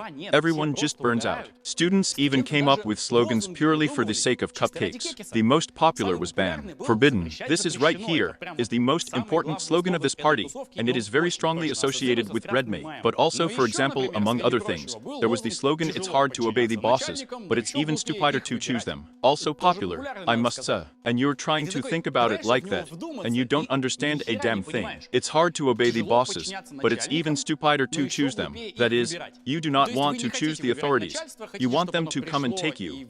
But at the same time, it is difficult to obey them. Yes, fucking, fuck, where is the point? And why is it hard at the beginning? And then even more stupid. Didn't they teach you Russian? Another of the famous slogans, proletarians of all countries, have fun, and my beloved, we do not want to live in a world where the certainty that you will not starve to death is paid for with risk. You will be bored out of boredom. Try to think about it. You will get high, I promise. Once again, we do not want to live in a world where the risk of reconciling boredom is paid for the certainty that you will not starve to death. It's fun. It's fucking easy. We are well-fed and satisfied. We are just bored. So let's smash half the country. Such is the demonstration. It is clear that I am exaggerating a little, and it is clear that there were problems in the country, just like in any other country. There are no perfect countries, regimes and all that. There were also laid-off workers in the country. There were slums with the poor, where life was not sugar at all. There were political court cases, but globally, in general, everything was fine with the country. She grew and developed. And some indicators that analysts sometimes used to explain the reasons for the red May, were the same as in other countries. No more, no less. The same unemployment was at the level of all other European countries, and in some, it was even higher than the French. In fact, society is just freaking out that somehow it's developing the country wrong. Let's do something differently. How? How do we know? You're the politicians there, you're there, let's do it somehow and in a different way. The result of all this movement, the revolution did not happen. The protest still managed to be extinguished, but de Gaulle lost his power. In his place, however, came Georges Pompidou, who was just a consistent supporter of de Gaulle's policy, plus his good sidekick. Therefore, we can say that the overthrow of the system did not happen. It is asked, painted, epte, and why the fuck do we need this information here at all? We're kind of here. Are we talking about murder? I understand your question. You'd know how many times I've asked myself this question while I've been fucking digging into it all. Why do we need it? Since the protest actually failed, not everyone was satisfied with such results. 99% of students and workers rebelled, threw out their emotions, and calmly went about their business. Moreover, it's funny that everyone then protested in one way or another against the bourgeoisie, which seized power, exploits workers, dictates its own rules to everyone there, and so on. And now, in the modern world, most of this bourgeoisie are just those guys who played on the streets in the 68th. Half of the French government and half of the entire management in the country. These are the guys of the 68th now. Yeah. This is a normal state of affairs. It always happens. Even Churchill said that someone who was not a liberal in his youth has no heart, and someone who did not become a conservative in his maturity has no brains. But not everyone had brains over time, and as I said, not everyone was happy with the results of the protests. In the early 70s, radical groups began to form from small heaps of such discontented people, which in the near future will become terrorists. And the Axiot Direct, who killed Georges Bessa, were also formed from such discontented idealists. That's what the fuck we need. The main person in the organization is Jean-Marc Ramian. At the time of the 68th, he was 16 years old, and of course, he was also on the streets. In addition, his father was a fanatical revolutionary, and meetings of some muddy characters were constantly held at his house, who all the way discussed the revolution, the overthrow of the regime, and how rotten everything was. Of course, such an underground romance captivated the little one, and after May of the 68th, he had already firmly decided that he would devote his whole life to this. Apart from France at that time, there was enough of such a protest revolutionary radical movement in all countries. There were also underground organizations in Germany, Italy, and Spain. And Ramian constantly traveled, got acquainted with various radicals and terrorists, and also participated in various actions. Well, like other organizations. He even managed to sit in prison when the police caught him for illegal transportation of weapons. The second important person in Axiot Direct was Georges Cipriani, this guy. And by the 68th year, the year of the protests, he was working as a milling cutter at the Renault plant in Bencourt. And when I found it, I was like, whoa, whoa, come here, my sweet.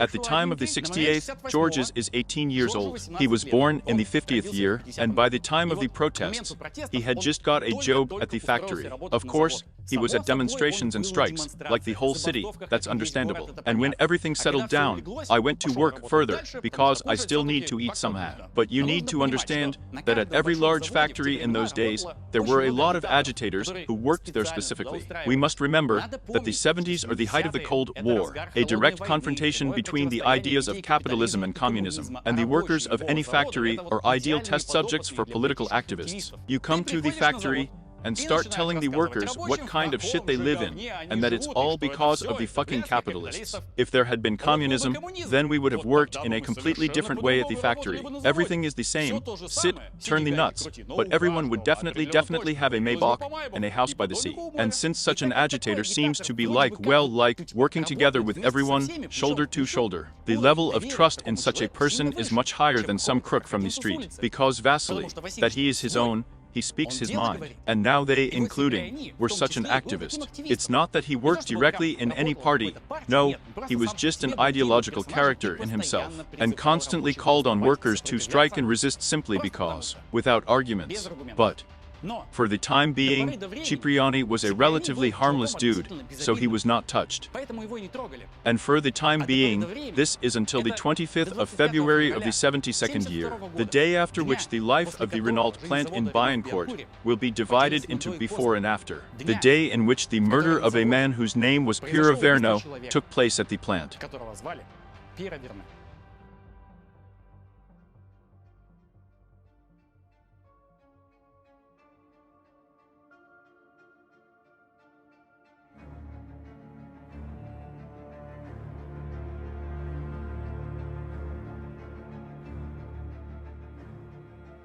Pierre Vernet was an ordinary Renault worker, and the same political activist as Georges Cipriani, only much more flamboyant. He was constantly trying to find an audience to speak in front of her with some slogans, handed out leaflets, and used all kinds of methods of agitation and so on. Naturally, for the management of the plant, any such character, it's a pain in the ass the size of a log. Just imagine, you are the head of a factory, you have a fantastic-sized enterprise that employs several thousand people, and they produce some things. It doesn't matter what the factory does, even if it is sawing through the ears and sewing needles. It doesn't matter at all. It is important that you, as a manager, have a responsibility to a very large circle of people. You are responsible to the board of directors, or to the owners of the plant, so that the company works, produces products, and pays off. You are responsible to all suppliers for ensuring that your plant buys the necessary spare parts or raw materials on time, since it is also important for your suppliers that their business processes do not collapse. You are responsible for ensuring that the products are generally competitive in the market, and this is the constant improvement of the production process and the introduction of new technologies. You are responsible to the state and various social services for ensuring that taxes, pension payments, salaries, and other stuff are carried out in full without delay. After all, you are doing all this in order for the company to live and develop further, remain competitive, and have some prospects for development so that people can have a workplace here, since they need to feed their families. And you are also responsible for the fact that these families have the opportunity to live normally, thanks to working at your company. Moreover, if at least some department gets up somewhere, the violation of at least one process drags the entire structure with it. Just as one derailed car drags the entire train behind it, so the violation of one component can screw up the entire business process. And no matter where it happens, they will come to ask you, since you are the leadership here. At the same time, when everything is fine, when everything works as it should, when everyone gets money, everything is fine. No one will thank you. After all, it's all good, because we're all so good here. It just happened by itself. But if something is wrong somewhere, it's definitely because there are assholes in the leadership. This is, well, normal. It has always been, is, and will be. Not in the sense that it's okay when there are assholes in the leadership, but when the leadership, you know what I'm talking about. So now we throw the early 70s on this picture. By this time, OPEC already exists, and there are already contradictions in the oil industry, and already smacks of something unhealthy. Plus, the fat 60s are over for France. The pace of economic growth is slowly beginning to decline, and it becomes obvious to the big head that something will happen now. And as a confirmation of your seemingly positive feelings, you get the Red May protests all over the country, which very clearly hint that society is sitting on a powder keg.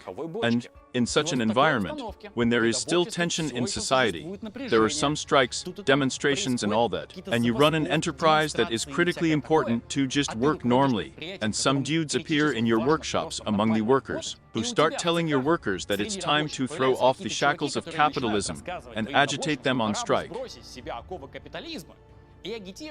That's what you're going to do with such dudes. Will you drop all your business and take him by the hand, and with eyes full of sympathy and understanding, will you listen to his entire stream of consciousness? No, of course. You'll fire him the fuck away and go about your business in peace. That's exactly the macker they did with the Evern pen. In fairness, I must say that despite the fact that he was an ordinary worker, several conversations were held with him before he was fired. He was told that, look bro, work is work. It would be necessary to work here, since this is what we agreed on when you came here to get a job. You do your job, and we pay you money. Such a contract. That's it. Your politics is, of course, all very interesting. But, if you want to engage in politics, go somewhere else and not to our workshops. Naturally, the dick was systematically bowed to all the comments, and the person both agitated everyone to strike and agitated, for which he was rightly thrown out into the street, with a ban on appearing on the territory of the plant. And that's how you think Pierre stopped it?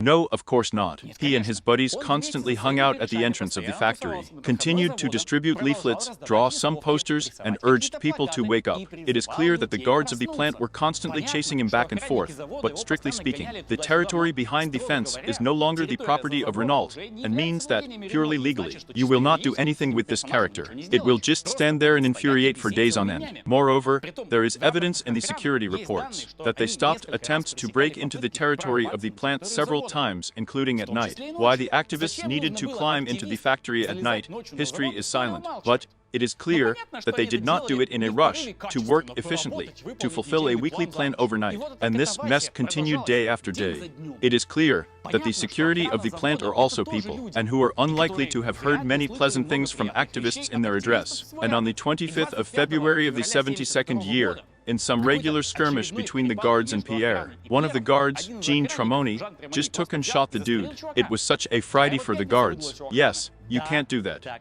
You can't kill people under any pretext. Yes, the guard was put in jail after that, of course, and he, in turn, did not excuse himself, and agreed with everything. But purely humanly, I can understand the reason why the guard did what he did. Just a dude fucked up. Well, it would be fine if there was just an incident. It so happens that people fuck with each other, fight and kill each other. Yes, there is nothing surprising here. But the death of an activist at the hands of a security guard had the effect of an exploding bomb. Immediately, a new wave of riots broke out all over the city, and radicals began shouting at every corner, "Oh, we told you, they will kill us, they will strangle us.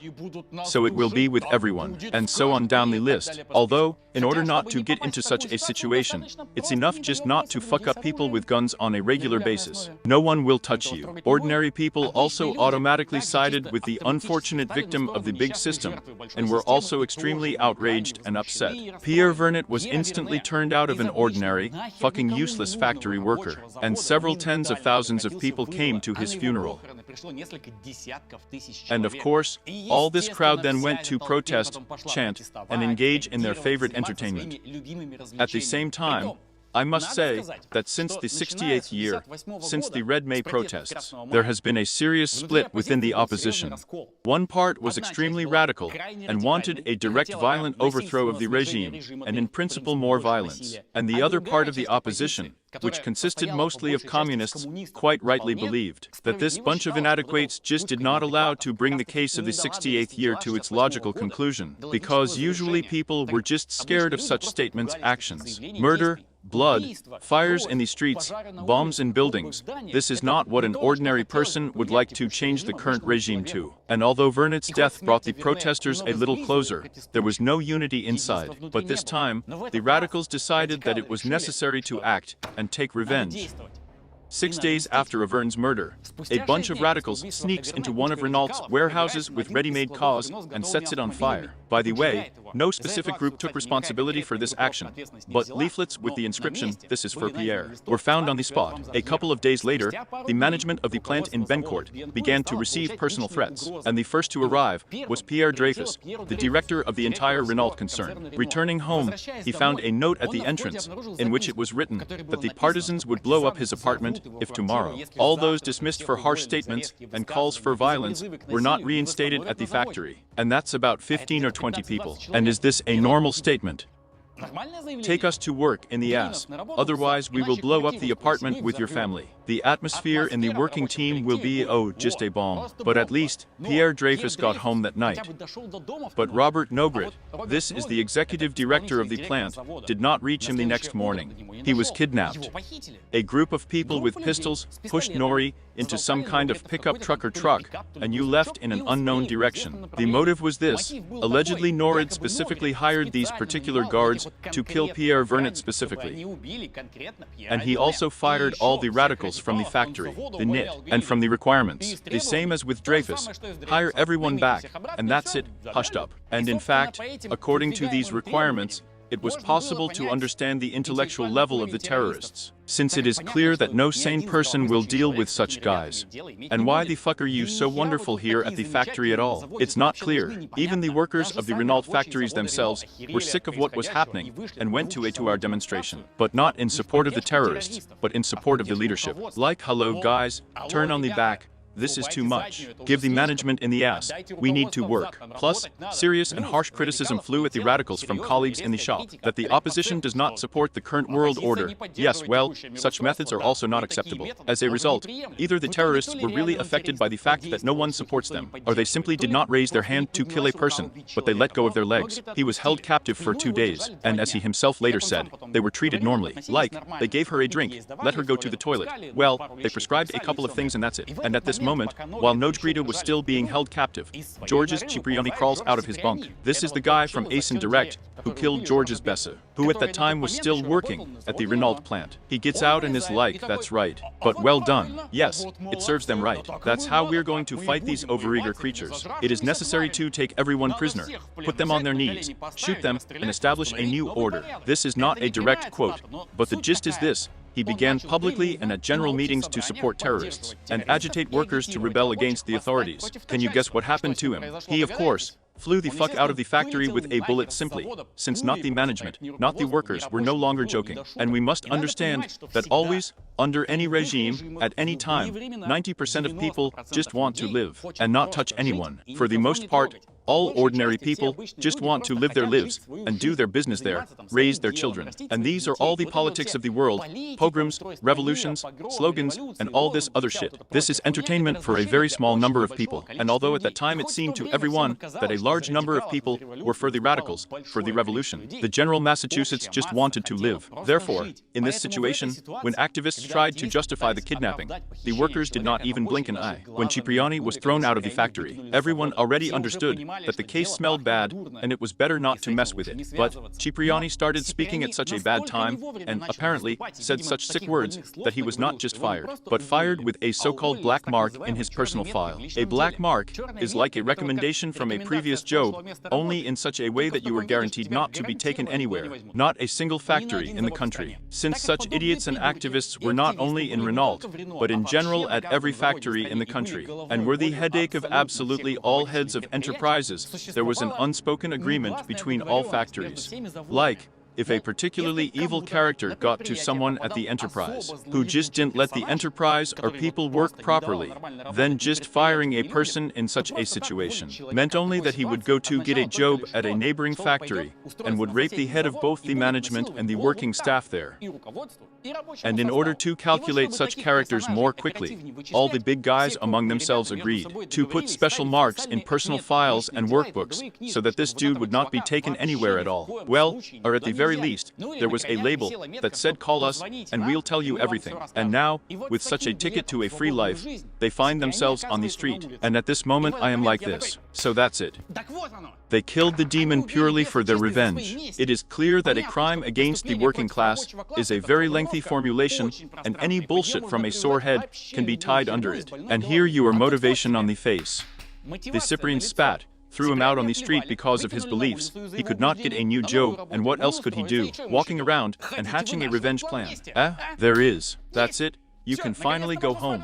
But I was happy for literally 5 seconds. Because then I'm like, wait, what does Georges have to do with it? He was killed in the mid-80s. The Ossipians threw him out on the street in the 72nd. He hadn't nurtured this revenge in himself for 14 years. And it wasn't Georges Pies who fired him in the 70s. There was a completely different management. And of all the leaders of the group, he was no longer the only one from Renault. Jean-Marc Prugen has never worked anywhere at all. Natalie Menegan worked in a bank, and she was also kicked out of there for some internal reasons. And after that she joined the radicals. But that was also in the 80s. In the 70s, Menegan was still too small, and Gel Arbin. This is generally just the wife of some terrorist. She just burned for the company. Therefore, the option of revenge does not work. Even if Cipriani wanted to take revenge on the Renault leadership, it is unlikely that he would have sent everyone else to it. Yes, and during interrogations, when they were all 20 years old, they would have split and shown up on Cyprian. Well, at least they would say that he is the main ideologist of the operation. But no, they just carried the same nonsense about capitalism,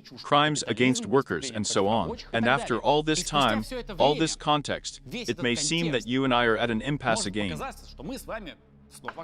And it is only clear that the reason is something else. And yes, she's in another one. And we are going in the right direction. And all we have to do is dig further.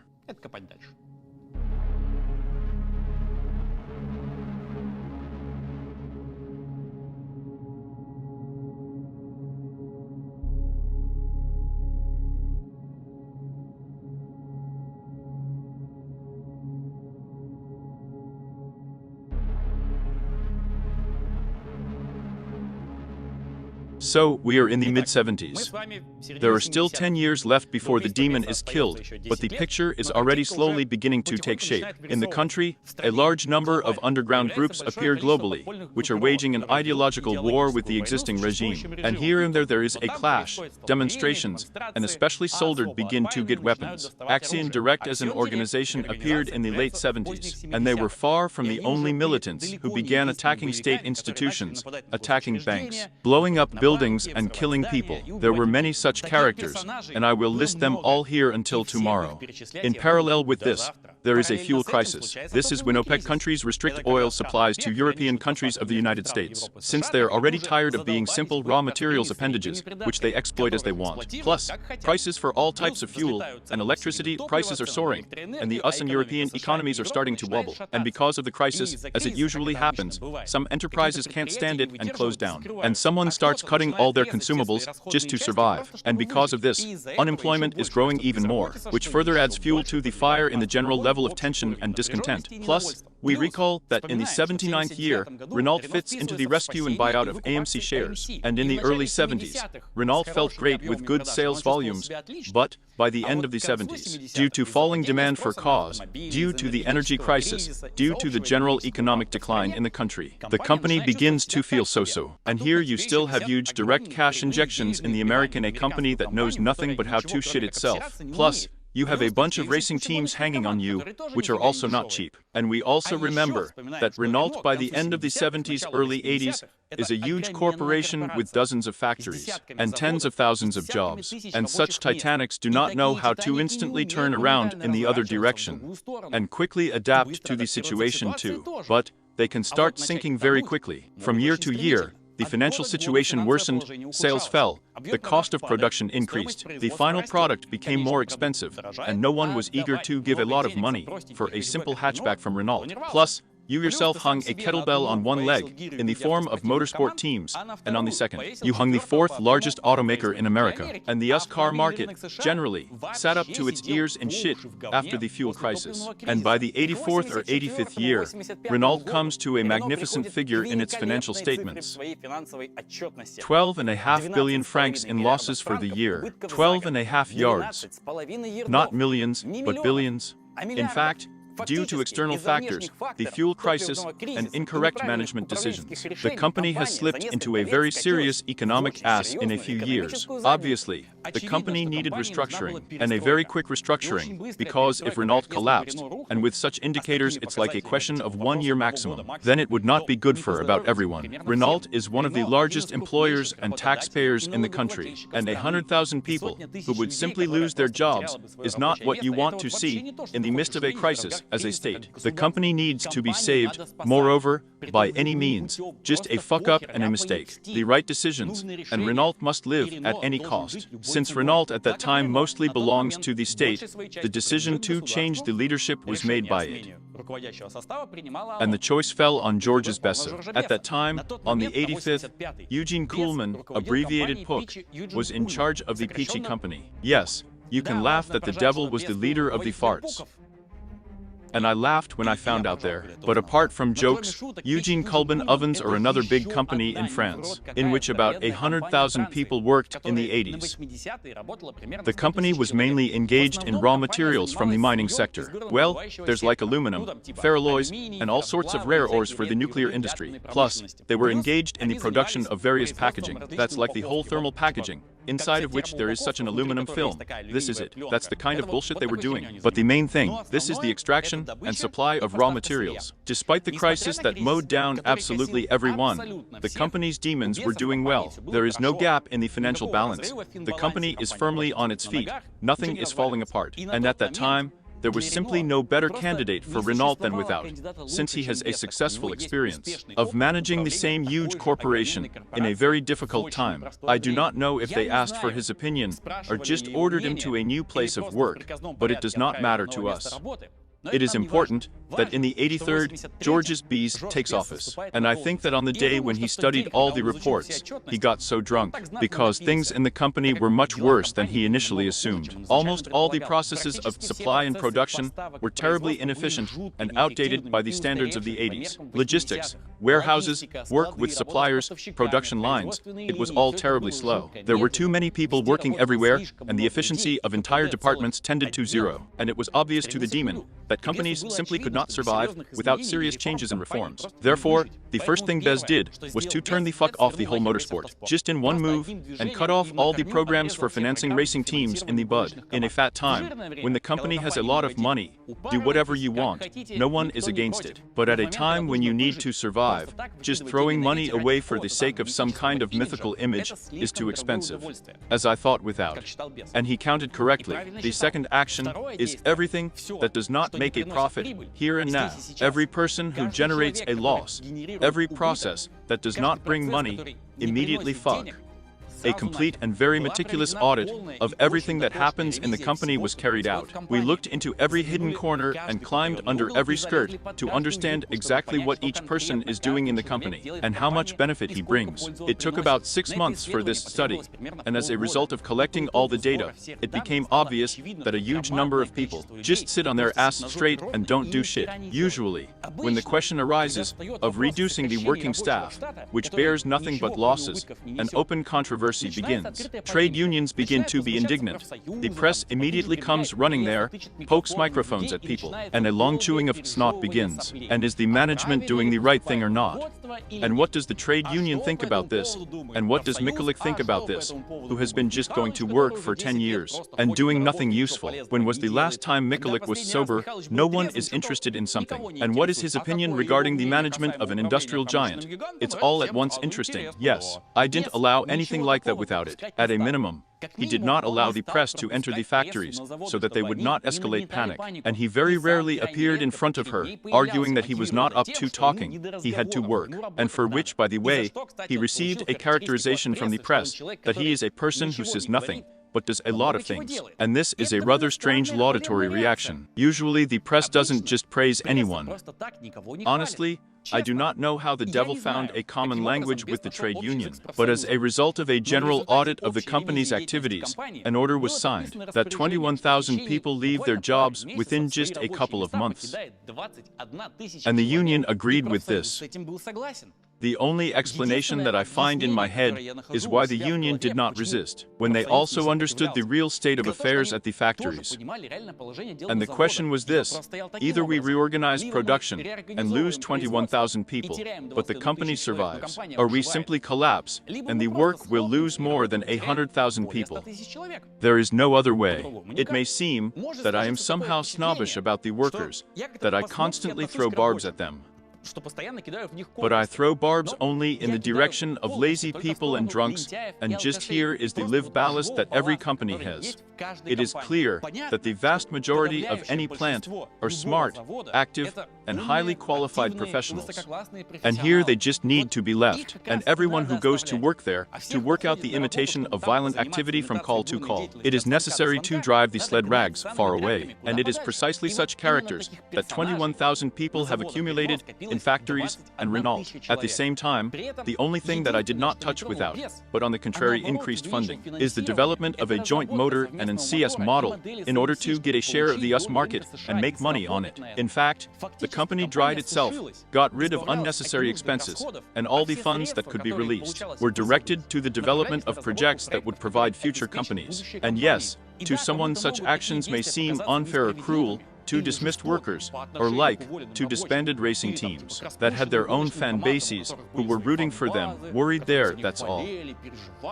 But in fact, he did not solve the porridge, which was cooked for a very long time and persistently, and insisted by the previous management, imperfecting their production, turning a blind eye to the efficiency of employees, and so on down the list. Roughly speaking, when you run your health for a long time and persistently, and say, gangrene begins on your toes, then that's it. The leg must be cut off, otherwise everything will burn. And a doctor who cuts off someone's leg at the moment, a character is an unpleasant fact, but where to go? It's his job, and he's doing it better for you. That's the kind of doctor he was without. The most amazing thing is the following.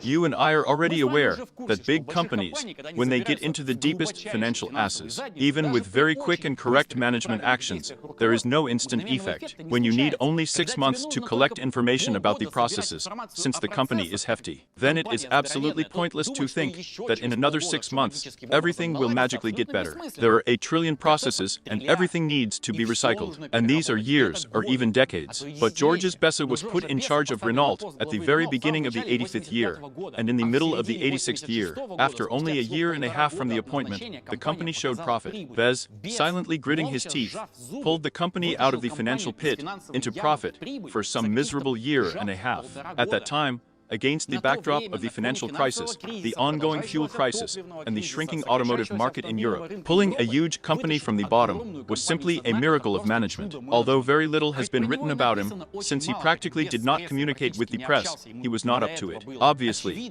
he was just a brilliant manager. And all this man got was 4 bullets from 2 women who, together with 2 of their homies, decided that the dismissal of 21,000 workers was a crime against the working class. At least that's how they explained it. And this is another proof that life is fucking unfair. But do you know what the problem is? The problem is that all this is not the answer to the question of why the demon was killed. At the height of the economic and energy crisis, workers were laid off not only in Reno, but almost everywhere. Not only Renault, but all companies had to dry out, and there were serious clashes between trade unions and management in many places. For example, at the 3M plant, workers during one of the strikes against dismissal took their leadership hostage and said they would not let them go until they signed papers that they would not fire anyone. And exactly the same bullshit was happening at Sony's French branches. The same processes took place at the Peugeot plants, at the Citroën plants, and at any other large enterprises. And there were protests, and there were pogroms, but there were murders. There were no murders, only the demon was killed. It never even came to physical abuse towards the higher authorities. When hostages were taken for 3 meters, they were simply kept in the office. And it would be fine if the demon was killed during a demonstration.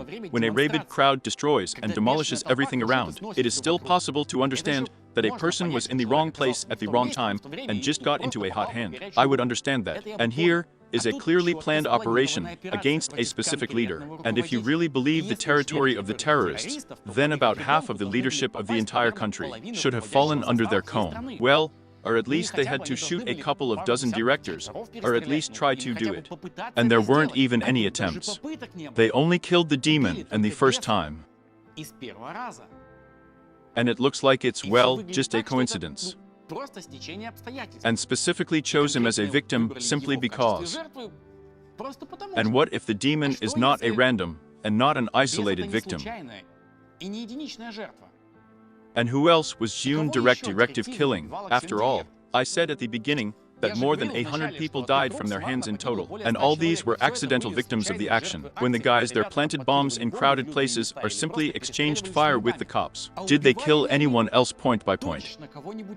And maybe, by the method of murder, it is possible to connect the death of the demon with someone else, and the answer was not difficult to find. A little less than 2 years before the murder of Georges Bessa, on January 25th, 85th, exactly the same month that Georges Bessa assumed the post of director of Reno, some neodran was found in his house, with 8 bullet wounds. And his death was also the work of the Axion director.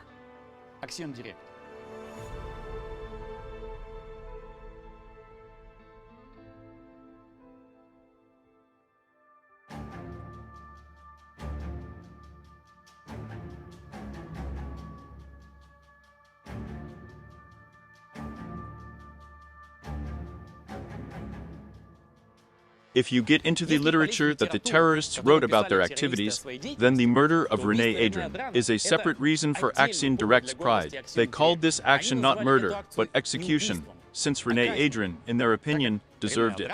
René Adrian was the chief engineer of the French Ministry of Defense, who was responsible for the supply of French weapons to other countries, and in particular, he oversaw the supply of weapons to Iraq, which then, in the 80s, was at war with Iran. The Iran-Iraq conflict is just creepy. No kidding. The war began in the 80s, lasted 8 years. And for these 8 years, there has been everything. Carpet bombing, the use of chemical weapons, sending miners to the front, hunger, lack of medical care, and so on. War is always fucked up, the most terrible fucked up in the world. No matter where on the planet, and under whatever flags it was held, there is no exact data on losses. All estimates are so different and contradict each other that at least some accuracy cannot even dream of. But if we take the average values, it's about 750,000 people killed, and 1.5 million wounded and missing. And this was recently in the 80s at the end. And for the fact that René Adrian participated in supporting this war as a high-ranking person, and was engaged in the supply of weapons to Iraq. For this he was killed by the guys from the Axiom Director, and I have a question in my head. But strictly speaking, to be honest, don't you give a fuck about the fact that someone is fighting there somewhere on the other side of the planet? After all, look, the 80s are not modern times for you. At that time, there was much less information about what was happening and where. You have newspapers with a plus or minus official point of view, and TV channels with radio, which are about the same point of view, and they will show only what needs to be shown. And just like that, it's very difficult to sit down out of the blue and start worrying very much about the fate of an ordinary Iraqi resident. I even admit that half of the world's population did not know what was there, where was there, who was fighting, and I'm sorry, but damn, where is Iraq? And where is France? And to kill a high-ranking person from the Ministry of Defense because someone is fighting there somewhere, and the dude is doing his job and throwing weapons to the guys, it's a little strange, as for me. Don't you understand? Okay, well, I'll rephrase the question now. Why exactly did they get to this war and this person? After all, the Iran-Iraq war is not the only conflict that took place in the 80s. Far from the only one, by that moment in the world.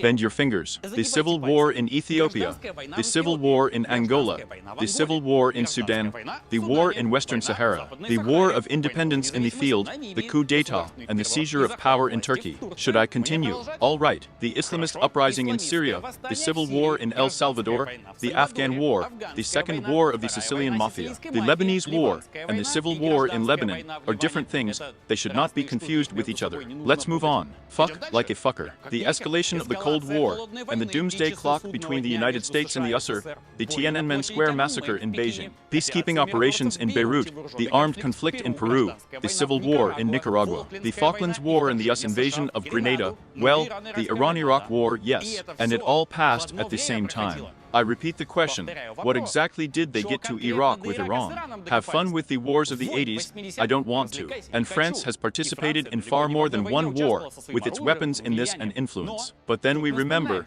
that the radical terrorists already had demands that France curtail its presence in other countries, and in its colonies. Do you remember the Algerian War of the 60s, and about the performance of the radicals at that time? It also looked a little strange that the French inside France are in favor of the country voluntarily giving up its piece of land to a dick understand who. Strange. Strange. Therefore, we rewind the film back. Algeria as an independent state emerged as a result of the Algerian War of Independence, which lasted from the 54th to the 62nd year. Until that time, Algeria had been the territory of France since 1834. The French, in the course of their colonial expansions there, sailed a hefty crowd of the navy there already in the 19th century. Well, they're in the 1830s and such. We are the authorities here. You are aborigines and natives, so now we will teach you how to live properly. And in fact, This is what they did. The Algerians, of course, resisted there for a while purely for form's sake, but they gave up pretty quickly, since it was difficult for them to oppose something against the military might of France. And for a period of more than 100 years ahead, Algeria has become a full-fledged territory of France. And during all this time, the French built their so-called resettlement and resource colony there. The population of Algeria was considered to be citizens of the French Union, but in rights they were lower than the native French, just much lower. The indigenous citizens of Algeria could not hold high positions in any important institutions, but at the same time, they were conscripted into the French army as ordinary soldiers and used as labor in mines. Enterprises, shipyards and ports were built with their hands to send payload, and they received much less money for the same work than the French workers.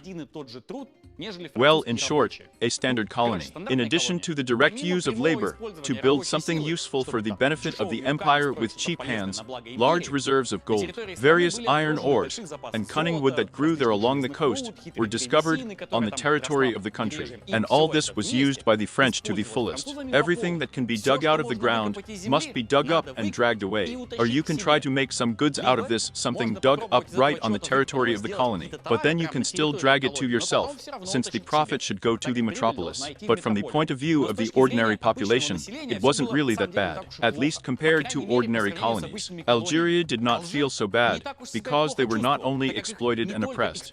The French still shared technologies, built cities, built the financial system, built educational centers, and generally moved the country towards development. And this was done, among other things, because up to a dick of native Frenchmen came to Algeria for permanent residence, and in fact, they were building a country for themselves. At the end of the 19th century, about 15% of the country's population is just like the French from French France. And in fact, this continued until the Second World War, and everyone was satisfied by and large. Yes, there were small clashes, there was a movement for the liberation of Algeria, but they did not represent anything serious. So no one paid attention. After the end of World War II, Algeria looked at a bunch of cases when countries declared their independence from Britain, for example, and they're like, do we want that too? And instantly, by the standards of history, in just a few years there, a strong national movement for the separation of the country from France is being formed in the country. And the French, in turn, did not understand such a joke at all, since they perceived Algeria as their property. Well, like, there's something at the level where the kids in the kitchen have raised riots. They don't want to eat porridge, but only want to walk and watch cartoons. And with such a look,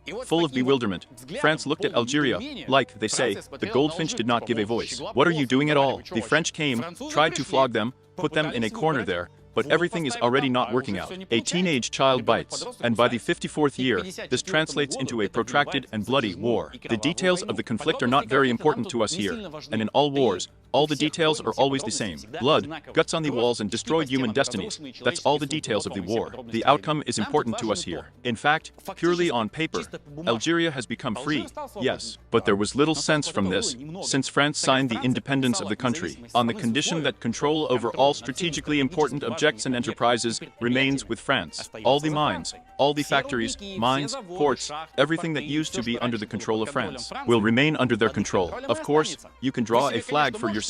Well, or write some kind of a fucking anthem with pipes. But everything that is important for France will remain under the control of France. And after the declaration of Algeria's independence, the French continued to drag everything out of the country that needed to be dragged. But apart from the resources, the people of the mining enterprises there, a bunch of businesses and all that, France needed Algeria for something more important. And this is something that also remained under the control of France after the signing of the country's independence. France was interested in a piece of Western Sahara, which was located on the territory of Algeria, or rather the entire territory of the desert near the city of Regan. And when you hear it for the first time, you wake up with such a small dog of suspicion, which is like, what, excuse me, what the hell, does the exploiting country need enterprises? There are people, resources, you can understand without problems, yes, but what the hell you might need a bunch of sand in the desert? It's not entirely clear at first glance. There's only wind, sand, and 2 bushes. And then, there are no social networks of photos of the type of look. Ivan Tabaretkin is now also to fuck them. With his Lyudmila Scheherazade, they are like this, just wound up, and they are waiting for likes under a photo from a large sandbox. But strategically, this mountain of sand was very important to France, and they needed it to test their nuclear weapons.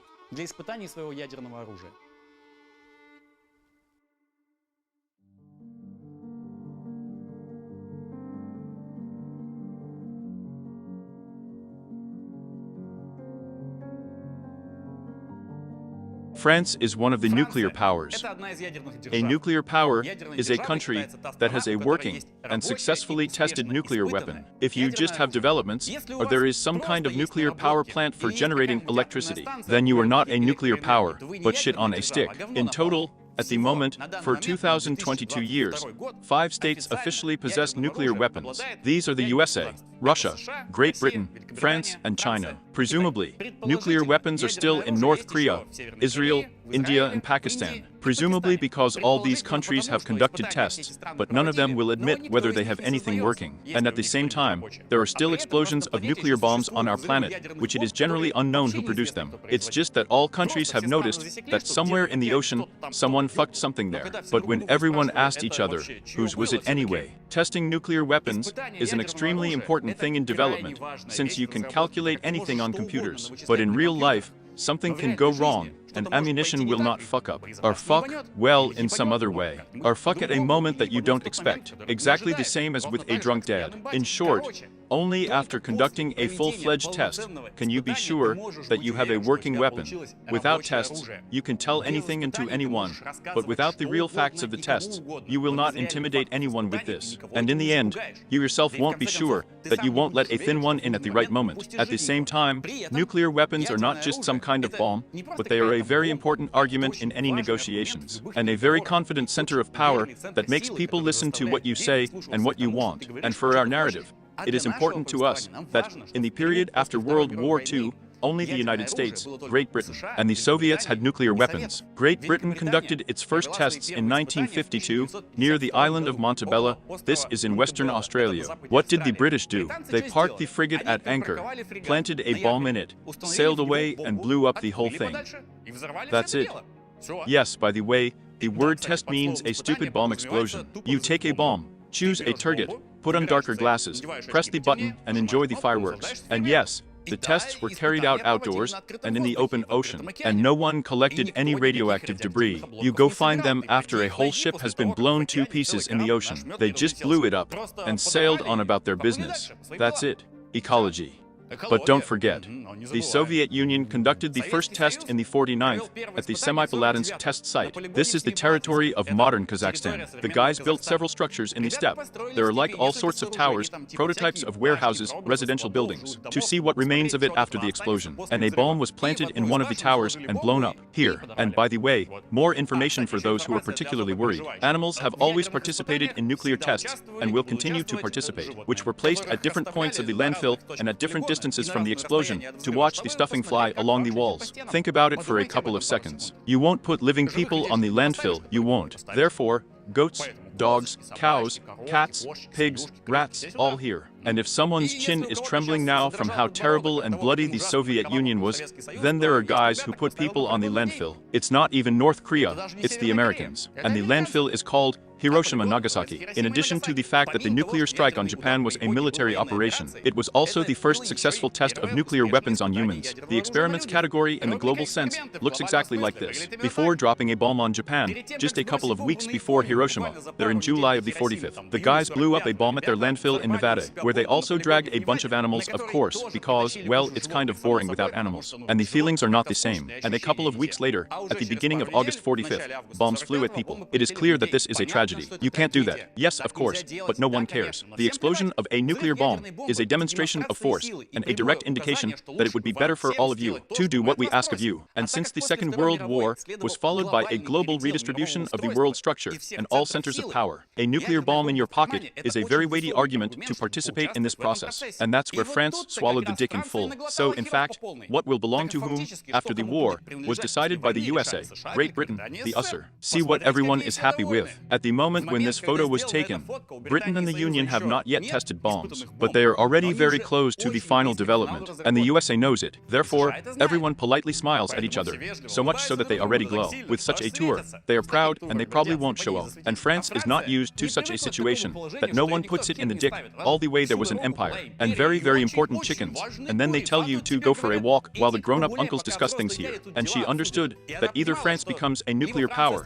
and then it will be possible to communicate communicate on a par with serious guys, or she will continue to stand with cancer in a state, or a fart. Since we are dealing with the French, it goes without saying that they had to take a shit 10 times there in their leadership, to salute everything from all sides, spit in each other's faces, to say that nuclear weapons are evil. Everything is very bad there. But by the end of the 50s, it was already clear without options that you need your own bomb, and that's it. And at this moment, it would be necessary to take out your fingers again and explain on them how to make your own nuclear weapons. But I will do it, with only one condition. Promise that you won't repeat that in your kitchen, or only under the supervision of adults. First, you need a scientific base. You need special laboratories and a bunch of smart people inside who will study the structure of atoms, chain nuclear reactions, how it all works, and what matter to make nuclear fuel out of shit and branches. And that's all France had. Even before the Second World War, there were scientists in France who were doing this, and I must say that quite a lot of fundamental processes were discovered by French scientists, and the most famous of them are the spouses Irene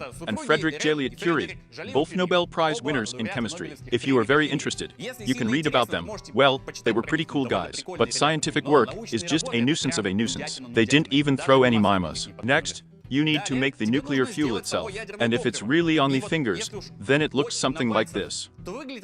For our recipe, we will need natural uranium and a hefty enrichment plant.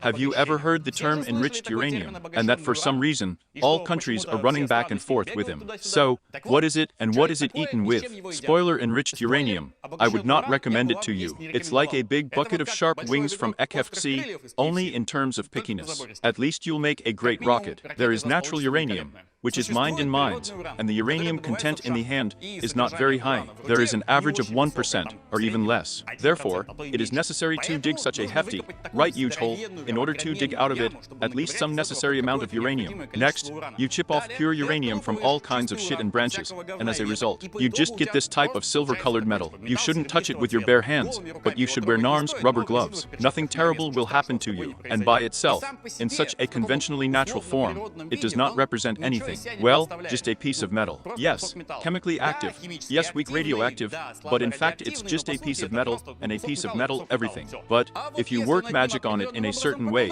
someone can get something interesting. It's going to be a little tense right now. I'm going to explain complicated things, so you'll need to make a face like this. With such a face, it will definitely become clearer. And if you do it like this, then everything will be clear at all. It would be so much more often. I've already figured out for a long time that you're adopting. Ordinary uranium consists of 3 components in strict proportions. Each component is called an isotope. Roughly speaking, as water consists of 2 hydrogen molecules and 1 oxygen molecule, there is a formula H2O. And uranium also consists of 3 isotopes of uranium. I know that chemists have already strained from such analogies, but do not throw your fucking sticks. It's better to put them back to their intended purpose. I'm going to simplify here intentionally now, just so that the principle is clear. The isotopes that make up uranium are called rather tricky. The first is 238, the second is 235, and the third is 234. It looks like very strange bus numbers. Route 238, Route 235, and Route 234. The terminal station is nuclear winter. The proportions of each uranium isotope are different. 238 occupies the most Massachusetts, 99.27%. And if you strain your head a little, you can see that 99.27% of the total Massachusetts is almost the entire Massachusetts of the elements. And yes, almost the entire Massachusetts of uranium falls on the 238th isotope. And all the others occupy a small fraction of the size of about a fucking thing there. And in fact, this is the main Massachusetts there. 99% schemes are absolutely useless, since the 238th isotope does not know how to chain a nuclear reaction. A chain nuclear reaction is when the nuclei of atoms inside a substance, under certain conditions, such as they're at a temperature, or under some other influence, begin to collide with each other, change wildly, and divide. If you skipped physics at school, it looks like this on your fingers. Imagine you have a hefty pack of dogs. Well, like 100 pieces. Everyone is lying, sleeping. No one is touching anyone. Well, suddenly some cinehack had a terrible dream. She jumps up and starts barking. What will happen? This whole pack will bark for another week in a chain reaction, as everyone will immediately start barking. Others will start barking from the noise, and so on in a circle. But now imagine what would happen if, with every woof woof from the mouth of any dog, another dog would appear in your pack, or even several at once. which can also bark and call for new dogs. It's scary. Not only will you stop all this shit, they will also fill the whole city in a few seconds. This is a chain nuclear reaction. Only instead of dogs, you have an atom. And when the atoms begin to divide from excitement, there is a physical release of energy, which we just need. So, the 238th isotope of uranium, of which there are 99.27% of the total Massachusetts in uranium, does not know how to do this. He's like a dog without a mouth. He can only look cute, understand everything, but barking is not an option at all. As you do not warm him, do not drool, do not knock with a hammer, he is absolutely purple. Therefore, we will call him a conditional impotent. But the second one, on the other hand, is Corana U-235, our 235th bus. It can do a nuclear reaction, and also how he can. You just touch it, and everything around you will suddenly regret it. Therefore, let's call him a fucking Casanova. But in the natural uranium that was taken out of the mine, this 235th isotope is only 0.72%. Well, 72 hundredths of the total Massachusetts. And you can't just separate it. It will react instantly. And being raped by uranium caustic is not what you want in your life, believe me. And the third isotope bio is 234. It generally makes up 0.005% of the total Massachusetts there. This is at the level of error, so many sources do not even take it into account at all, but simply write that uranium consists of 238th and 235th isotopes. That's it. And if we take ordinary natural uranium in its normal natural state, then in such proportions between the impotent isotope and the Casanova isotope, you will not get anything from uranium. He is useless, since more than 99% of his Massachusetts does not want anything from you and does not know how to do anything. But if you change this proportion and make uranium, in which the proportion of Casanova will be larger, then you can already come up with something interesting with this. And so, the process of increasing the proportion of the active isotope of uranium, our isotope Casanova bio 235, in the total Massachusetts of uranium, is called the process of uranium enrichment. And if, as a result of your cunning manipulations with uranium, the Casanova share in the final material turns out to be higher than natural 0.72, then it is enriched uranium. And if it is lower, then it is combined uranium. Everything, all the difference. Is that clear? Nod so I can see. I've always been amazed at how smart you are. What I won't tell, everything is always clear. Therefore, keep the second well-deserved kiss. Uranium enrichment is carried out by special plants, and these are such huge fools, inside of which chemical magic takes place, and who do not consume any amount of energy in their mouths for their work. One uranium enrichment plant eats energy like a whole city. Therefore, they're usually built next to some kind of hydroelectric power plant, or some kind of power plant running on oil and gas or coal. That's just in order for the whole power plant to stupidly work for one plant, since it really needs a lot of energy. And by the way, I would be very happy to see how environmental activists imagine how it is possible to power an entire uranium enrichment plant from a windmill there or from a solar panel. I would have looked and laughed a lot. Together with all nuclear scientists and power engineers, activists, of course, retort that nuclear technology is generally a horror, and they need to be destroyed. But they just don't have it in their nuclear power plant, so they're freaking out. So, back to our recipe for a nuclear bomb. We dug a huge hole in the ground, extracted ore from it, extracted uranium from the ore, dragged it to a special uranium enrichment plant, spent a huge amount of energy, time and money on this process, and eventually received enriched uranium that can be used as nuclear fuel. There is another important nuance here. Depending on what kind of macro we want to use enriched uranium, we need different concentrations of Casanova in this uranium. If through our intellectual and anal suffering at the plant, we raise the concentration of Casanova, that is, the 235th isotope, in uranium of the type somewhere to 5, there may be up to 10 or even up to 20% of the total Massachusetts. Then such enriched uranium can be used as fuel in nuclear power plants. Roughly speaking, as for a car, we have 92nd, 95th and 100th gasoline. Just like for a nuclear reactor, there is 5%, 10%, and 20% uranium, which is used as fuel. And if you raise the concentration to 90%, then it can already be used as a weapon because it will blow up a lot. At the same time, there are still reactors, not for energy generation, but for various studies, including research on the creation of weapons-grade uranium and plutonium. And for such reactors, enriched uranium in 5, 10, 15% also sinks. In fact, you can take an ordinary reactor for research, and if you have a sufficient amount of 5% uranium, then by complex and intricate suffering, spending a lot of time and human resources, you can pick up some amount of weapons-grade uranium or plutonium from all this business. And that is why everyone is straining even from the presence of conventional nuclear reactors in any country. Such objects are usually secret, and what exactly is going on there is unclear, but anything can happen, and in the window, everything will look like a peaceful atom. Yes, but under the hollow, there can be anything, especially in the 60s and 70s. But it is extremely difficult to obtain uranium with a Casanova concentration of 90%. This is very expensive, since the enrichment process is not linear. Every next percentage of concentration is harder and more expensive for you than the previous ones. And when you get close to at least 50%, it is already very difficult to bring it out, both by infrastructure and energy. Therefore, scientists groaned, stirred their brains, and discovered that if you throw 20% uranium into a nuclear reactor and make a certain fuss there, then you can pull plutonium out of the reactor, which in a certain state is ideal for nuclear weapons. And it turns out to be cheaper and more dangerous than weapons-grade uranium, with a high concentration of Casanova inside. And by the way, plutonium can be obtained only in this way, only inside a nuclear reactor. It does not occur in nature. This is an artificially made chemical element. More precisely, it occurs in nature, but in such a meager amount that it simply cannot be obtained from anywhere in the right volume. And if you still irradiate uranium in a very specific way, you will get plutonium. And it is very convenient for the production of nuclear weapons. In general, it is possible to push uranium into a warhead, not a problem. But with plutonium, it just still turns out to be cheaper and more fun. That is, the whole scheme looks like this. We find a uranium deposit and dig out uranium, or from there, we take it to a special enterprise, which there picks out uranium from all impurities, shit and branches. And then we stuff it into this uranium, in a uranium enrichment plant. We bring the uranium to the desired concentration of Casanova inside, stuff the whole thing into a nuclear reactor, conjure, salt, pepper to taste, and take out the plutonium from there. And then, we shove the plutonium into the bomb with a certain marker, write on it for world peace, and that's it, the bomb is ready. You can go to the neighbors to brag, but we all remember, and I hope we still remember, that it's not enough to make a bomb.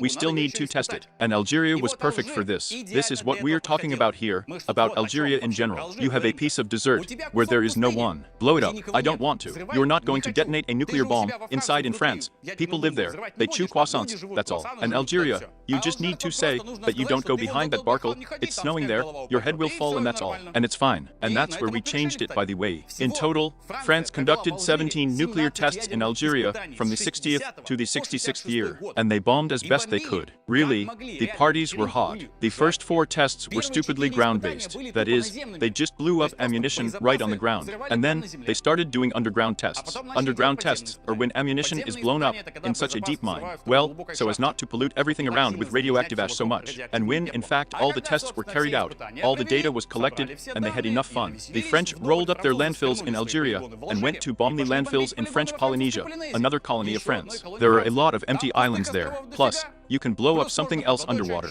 and the climate is nicer. Plus, Polineski, there is also a bomb. Some advantages. But the question is, why the fuck am I telling you all this here? And if it were possible not to tell, I wouldn't tell. I've been coming up with only one analogy with dogs and a chain nuclear reaction for 2 days. And to call an active isotope of uranium a fucking Casanova is generally a Nobel Prize, I think. There was one character in the whole story of Algeria and the nuclear tests that interested me. The man's name is Mitchell Barron, and it is extremely unlikely that any of you have heard of him. Mitchell was a politician, a diplomat, a doctor of sciences in international law, and an employee of the French Special Services, who for many years was engaged in coughing up questions in Algeria. In general, he was engaged in representing and defending the interests of France throughout Africa. This harmless formulation of representation and protection of interests, which you and I very often hear there on TV, or from other media, is just about squeezing factories, establishing and retaining control over some important deposits. For example, installing our people in important leadership positions in the government, and so on along the list. The fact that after the recognition of Algeria's independence, all important facilities remained under the control of France, is exactly the same in the language of diplomats, and is called the protection of interests. Not how it would sound in real life, like, well, monkeys, fuck you, we won't give you anything, we'll also fuck you all here. A protection of interests. Very precise nuances of wording. That's what Mitchell has been doing for about his entire political and Secret Service life, starting there since the 50s. And he is one of those people who participated in the signing of the Evian Agreements. The Evian Agreements are not a conspiracy of all cafes and restaurants to sell even water for some completely inadequate money. And this document about the end of the war in Algeria, the recognition of the country's independence, and this whole thing, which was signed on super favorable terms for France. And at some point, Mitchell receives a call from people from the government, the essence of which was as follows. Mish, are you asleep? Here it is. Take the suitcase, take the plane. You're leaving for Gabon right now. Why? But because, along the way, we found a uranium mine there, and apparently, there is so much uranium there that we can cover half of the planet.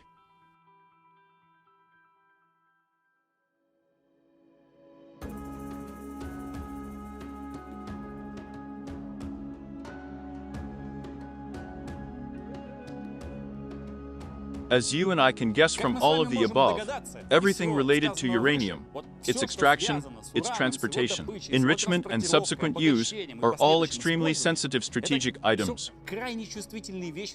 France, of course, did not have enough of its own uranium. There are uranium springs in the country itself, yes, but they are so small that they could not even close to covering the uranium needed for a strong nuclear program. It may have been enough for some experiments, but there was simply no question of creating a type of own weapons. Our nuclear power plants without colonies there. Therefore, for the most part, France mined its uranium on the territory of the colony, of course, like all other resources. And uranium, the shit is quite rare, and in principle there are not so many of it on Earth. Moreover, the concentration of uranium itself is always low in uranium ore. Therefore, if uranium deposits are found somewhere in the world, then all interested people immediately flock to this place like vultures, especially then, in the 50s, 60s, and 70s. Today, many deposits have already been explored.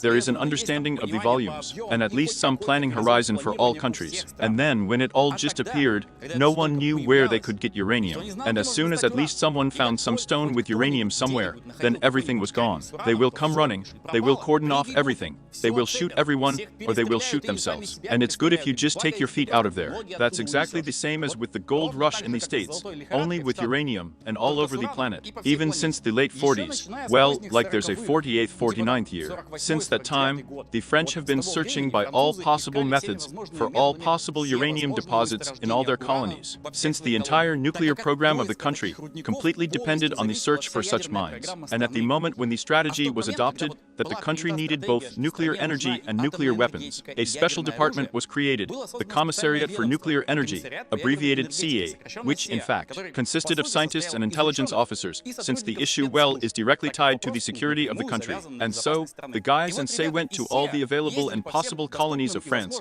and stuck their nose absolutely everywhere where, purely in theory, there could be at least some hint of uranium. In 1956, 4 years before the first French nuclear weapons test, scientists and sea stumble upon a very strange place, in the Gabon Trench. Gabon is, by the way, a godforsaken point in Central Africa. It is located right here, and in the modern world, for the current time, the population is 2 and 2 million people, and in the 50s, it was there from about 1 to 1.5 million. And there is no exact data, since you go count them all on palm trees there. The French first landed in Gabon there back in 1840, at about the same time as in Algeria, and they caught all the local leaders there, explained to them who was in charge here, and began to exploit them. As an ordinary colony, they dragged coffee, wood, minerals from there, and that's all as usual. The place that the scientists stumbled upon was located near the city of France. Oh, pure African name. By no means did the French invent it. So, this place was strange, because initially it was just like an ordinary uranium deposit.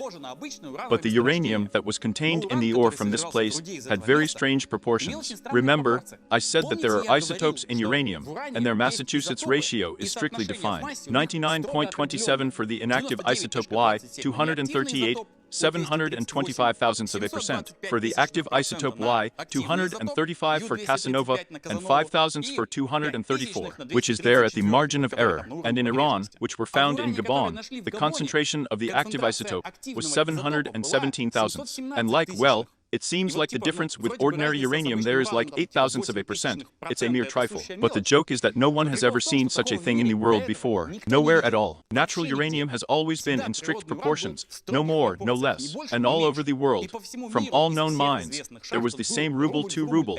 And here the active isotope is noticeably less. And after many years of research, scientists found out that at this place, not far from Frankfeld 2 billion years ago, there was a real natural nuclear reactor of simply fantastic size, which burned this part of active uranium in uranium. Real, this is possible in nature. Now this phenomenon, and this place is known as the Oklovsky Natural Nuclear Reactor. There are a lot of articles and all sorts of interesting things about this. But then, on the 57th, it was clear that it was just a strange uranium deposit, and no one was soaring. Since the most important thing the French needed was there was uranium. A lot of uranium. For the first time, from the 57th to the 74th year, the French will excavate 5 huge uranium mines on the territory of this deposit, which will lead Gabon to the 6th place in the world in uranium mining. And now look, imagine you are France. You find such a strategically important deposit in one of your colonies, but you have already managed to sign all the important pieces of paper and promised the whole world to grant sovereignty to all colonies. And if you give sovereignty to the dudes who some time ago were wearing skirts made of palm leaves, then what they can do with your mines and mines is absolutely not clear. But independence still needs to be granted. More precisely, you have to provide independence on paper. In fact, there is someone who will do what inside the country absolutely nobody gives a shit. The main thing is to observe the rituals. Therefore, what will you do in France's place in this case? You're going to set up your own fully controlled government, right? And that's exactly what Michel Barr was doing on this project, as well as the independence of the Algerians. Meet two buddies, Leon Mba and Albert Bernard Bongo. By the name of the fact that these guys were friends, so they are still by crystal clear chance the first and second president of the Republic of Gabon. First, Leon Mba ruled the country, and then Bernard Bongo. So finally, in the 50s, when the uranium mines were found, Gabon is still a colony that needs to be granted independence by some kind of macker, but maintain complete dependence. Such is the equation. At that time, Lenba was just an ordinary politician, but very pro-French views. And even in the 51st year, for some reason, he tried to be elected to the lower house of the French parliament, and of course, was thrown out of there simply without hesitation. So, Mitchell comes to this Leon and says, look, we can give Gabon independence, we can put you as president, but only on the condition that you leave control wherever we need, behind us. And if we need to do something, then you do it with a smile and full of zeal. It's a deal. Naturally, the Democratic Party of Gabon was immediately created because democracy looks like this. And in a few years, the IBA created the right image for Leon, trained him as mayor of Libreville, which is like the capital of Gabon, and then carefully put him in the position of president of the Executive Council of Gabon. And they started preparing for independence. Independence itself was proclaimed on the 17th of August, 1960. This is the year of the first nuclear tests in Algeria, and by this time, production has been going on at the Gabonese uranium mines for 3 years. At that moment, at the time of the Declaration of Independence, Leon Mba is the prime minister, and he automatically becomes the head of government. But the country is now independent. Plus, democracy has come. Freedom has finally arrived, and with such democratic values. In no case can we ignore the will of the people, and it would be necessary to hold presidential elections. These are real, free, democratic elections. After all, we must understand that all this harota with independence was held under slogans like for the sake of freedom, for the sake of the people, for the sake of the future of Gabon. This is all the bullshit from under the nails, and this is the perfect distraction for the public while you are quietly digging uranium there. And in the 61st year, presidential elections were held, and it is with undisguised pleasure that I ask you to familiarize yourself with the list of candidates, and to guess what kind of passion was going on in this fair and competitive struggle for the presidency. Here is the list, and no, it wasn't us who fucked up at the installation. There's one candidate, right, yes. And absolutely amazing. 100% of the votes are for him. Apparently, he was an excellent candidate, since the series voted for him. After all, the Democratic Party of Gabon, not a dick. At the same time, the leadership of the country, he was not the only one there. There were a certain number of people, and everyone understood what was happening. Naturally, everyone understood everything, and that there is no independence here, and Leon will just do everything that he will be told from Paris. And 3 years after the elections, when all doubts about the independence of the country's leadership were dispelled, the internal opposition, together with the military, tried to stage a military coup and even managed to kidnap the president. It was in the 67th year, Albert Bernard Bongo. This is Leon's sidekick, who at that time was the prime minister and the president's right-hand man, calling Charles de Gaulle, and he was like boss, and here Lek, They stole it. There's nothing to do. Charles told him to sit and twitch. We'll settle everything now, don't worry. And within literally a day, the French are transferring their military from the special forces from the Congo, who were also engaged in democracy there, of course. They find Leon, give all the rebels in the teeth, return Leon to the chair, and run back to the Congo for their democratic affairs. But since Leon was 65 years old at that time, and his health was so-so against the background of such jokes, naturally, the old man did not make it at all. They tried to cure him in Paris. He lay there for a while, but nature took its course, and in the same 67th year, Leon dies, and his sidekick is put in his place, Albert Berman Bong. This is the prime minister, who called de Gaulle. The scheme of keeping Bong in power was ruble to ruble, as with Leon. In the 67th year, he became president, well, just by the rights of the prime minister, and in the 73rd, 79th and 86th years, he was elected in the process of the most honest democratic elections, with one candidate on the list, and all this was done under the supervision of Michel Baron, since he was responsible for the entire African region. But let's return, actually, to the mines. We were talking about them here initially.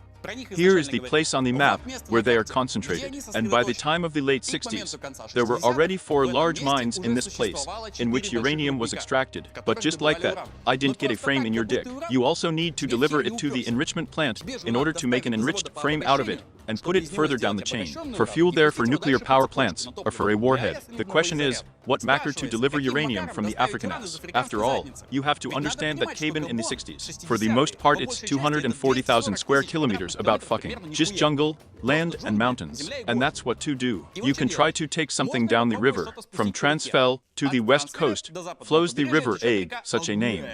It's shallow. A hefty ship from a cargo port, you just won't put in it. It won't fit in there. And there's some little thing there, Oklahoma, you can bring it. But you just can't transport thousands of tons of uranium or pure uranium through this river. You can try to drag planes, but you can't take much away either, because the material is heavy, and it will be very expensive. You will not leave a uranium enrichment plant right there on the spot, because it is dangerous to leave the technology in the country. Yes, the country is controlled. Yes, everything is quiet there, but you never know what. A military coup is always possible, and if you have a factory squeezed out, then it's not far from the fact that you will just give the Africans nuclear technology. And this is not me. There is only one way out, the railway. By rail, you drag the material to the port. There you load it on a hefty ship, and pop yourself to a factory that you have there somewhere in France. Excellent scheme. And your technology is safe, and can be safely dragged back and forth. There remains only one question. Who will pay for the entire banquet? Build a railway. To the railway, live with such formulations. It's okay, you won't do. To build such a road with a length of 700 kilometers is very expensive. Well, it's very, very expensive. It's one thing when you build a road somewhere in Europe, or in the States, well, or in Russia, when you have factories for the production of rails, for the production of concrete, building materials. You have a fig of equipment nearby, and there are already a lot of roads along which you, in fact, will arrive at the construction site. It's another thing to build everything from scratch. Dick understand where, without infrastructure. Dick understand with what hands. And Dick understand from what, of the advantages. The only thing is that you can see some rare kind of monkey in the forest, that's all. Gabon, as a country, could not pull such a thing, well, just physically. And on the other hand, France also seems to not want to just pour a lot of money into the infrastructure of Gabon. Firstly, it's a stupid pity for money, and secondly, it would be too pale that France, well, somehow like this, suddenly decided to bring down several annual budgets of Gabon to a free country, and nobody needs to attract extra attention here. At first, the guys decided to go the easy way and tried a completely standard technique of big politics on the ball. They gathered together the whole story, how badly the poor and unhappy Gabonese live in their Gabonese Zaza. Here they have no fucking thing, no household buns, abnormal clothes, no medicines, and they live some shit that grows under their feet. And why are they living so badly? But because they don't have a railway. If there was a railway, then we would have brought them a bunch of all sorts of nice things, and the Gabonese would have lived happily and happily. They stuffed the president of Gabon with such presentations, photos in a bag, and sent him to the World Central Bank with all this. They say, please allocate money to us, and we will thank you. Don't you have a lot of them? A lot, but we don't have enough of them. So let's somehow fucking solve this situation. But either then people were smarter, or they were a little better friends with their heads than they are now, but no one in the central bank bought into these songs of Omar. Omar Bongo went there several times, And each time he told me more and more vividly how life is so fucked up in Africa without a railway. But all this was without success. But in the 73rd, Mitchell Barron comes to Albert Bonga and is like, so, I came up with everything and agreed on everything. We have sponsors who are ready to build a railway. They have money, everything is fine. I checked everything. There is only one condition. I need you to convert to Islam. And there are no options. We have to go. Don't worry, I've arranged for you to have a name that's not too funny. And I'm not kidding right now. There was really such a conversation. And honestly, I would really like to look at Albert Bong's eyes when he was told that you will now be not Albert, but Omar Khayyam ibn Hussein Oglu of some kind, and that it should be so anyway here. The joke of the situation was that the French had been secretly negotiating with OPEC countries all this time. 1973, what is it with us? The first oil crisis, right, when the strange OPEC imposed restrictions on oil supplies, they did not just want to earn a little more, they did not have enough money. With their limitations, they wanted to demonstrate their strength and that they should be reckoned with. But once you can show off so well, they'll notice you, listen to you, maybe even shake your hand. But in the long run, you will not be able to blackmail countries that have nuclear weapons at a time when you have only Kalashnikov assault rifles and a couple of missiles capable of blowing up a field toilet. And the soldiers themselves will cope with the demolition of the field toilet. The food just needs to be kept a little too long in the field kitchen for a couple of days, and that's it. France is almost the only country to which OPEC supplied oil without any restrictions and margins. Yes, for the general panic, the French also introduced stupid restrictions inside the country with a gasoline economy and all that. But there was really no need for this. The French did not have such a shortage. Just for a common screen, they observed a couple of stupid rituals and that's it. And all this happened because France at that time was the only way to get nuclear technology for the needs of OPEC. In the 68th year, the UN Committee created the Treaty on the Non-Proliferation of Nuclear Weapons, and for the public, and for everyone there who was going through it, it was served in such a way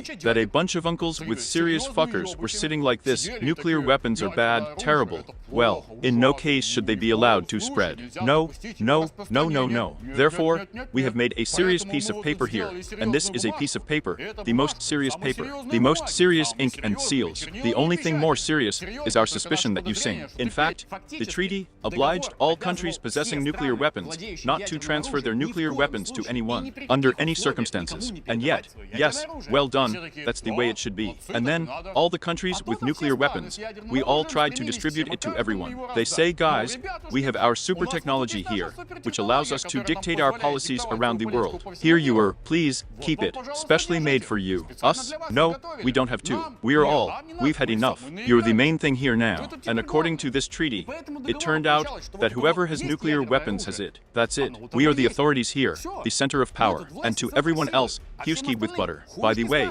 Grandma cooked the butter herself. Try it really. And this agreement was signed by the United States, the Soviets, and the United Kingdom. And France scored a dick. She didn't sign anything. She's seen everyone in a coffin with their arrangements. She was diagnosed with cancer once after the war. She didn't want to anymore. Therefore, the French did not even legally have the slightest restrictions to safely trade in nuclear weapons and nuclear technologies. And the strange OPEC knew it, of course. And at this moment, when restrictions on the supply of oil were imposed on everyone, and a complete ban was imposed on exports to the United States, a strange OPEC comes to the French, and they are like, let's talk. About the French in response, let's talk. And Mitchell Barron came up with the perfect scheme.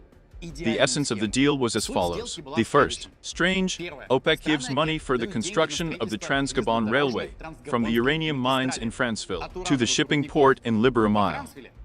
That's completely, up to a penny, of construction, had to be financed by OPEC. And this piece of iron, by the way, is called crams Gabonese. And I wouldn't want to hear that on vacation in Thailand, you know. Hello, I'm from Gabon. The second, France independently arranges the supply of uranium and assumes responsibility for the safety of cargo and delivery of uranium from mines. They just happen to have a military base in Gabon, next to the sports, where uranium was supposed to be delivered. Well, it just fell out of my pocket by accident, so we'll keep an eye on it from there. We have a free country here, democracy. Everything is safe. Yes. Well, just in case. Well, let it stand. We'll have a clean look. Third, France, under special quotas and for its own money, takes students from OPEC countries to study at its French universities, and will teach them how to handle nuclear technologies, reactors, all these things, so that they can then work safely in their country at all possible enterprises. Fourth, With the money of the guys from OPEC, a separate uranium enrichment plant is being built on the territory of France, which will be owned by the guys from OPEC for 10% and who will claim 10% of the total enriched uranium that this plant will produce. Fifth, France will directly supply several nuclear reactors and help them start up. Everything, the whole scheme, Albert Bonga needed to convert to Islam in order to, well, confirm the seriousness of France's intentions. Since this is a very important and sensitive moment for Muslims, if you have come to us, renounced your religion, accepted our religion, then we trust you. If you have converted to Islam, then you are yours. And the French are like, who are Muslims? How do I get in? I'm sorry. Hey you, there on the palm tree, come here. There are things to do. Come on there, come on there. Run there to the guys in the temple, blowing with the Lord God. Oh, what do you mean? Ah, Akbar. That's what we decided. The guys with oil supply everything to the French as before. Plus they give a lot of money for the construction of the railway and the necessary enterprises. And the French give technology, train future specialists, and supply reactors and fuel to them. And no one will do anything to them for it. The only problem is that I have not told you one important detail here, which is that this deal was not exactly with OPEC. Yes, the OPEC organization participated in all this, but all these negotiations were with one specific country. And all the technologies, supplies, and a share in the uranium enrichment enterprise should have gone to one particular country. And this is the country of Iran. Iran was one of the countries that initiated the creation of OPEC.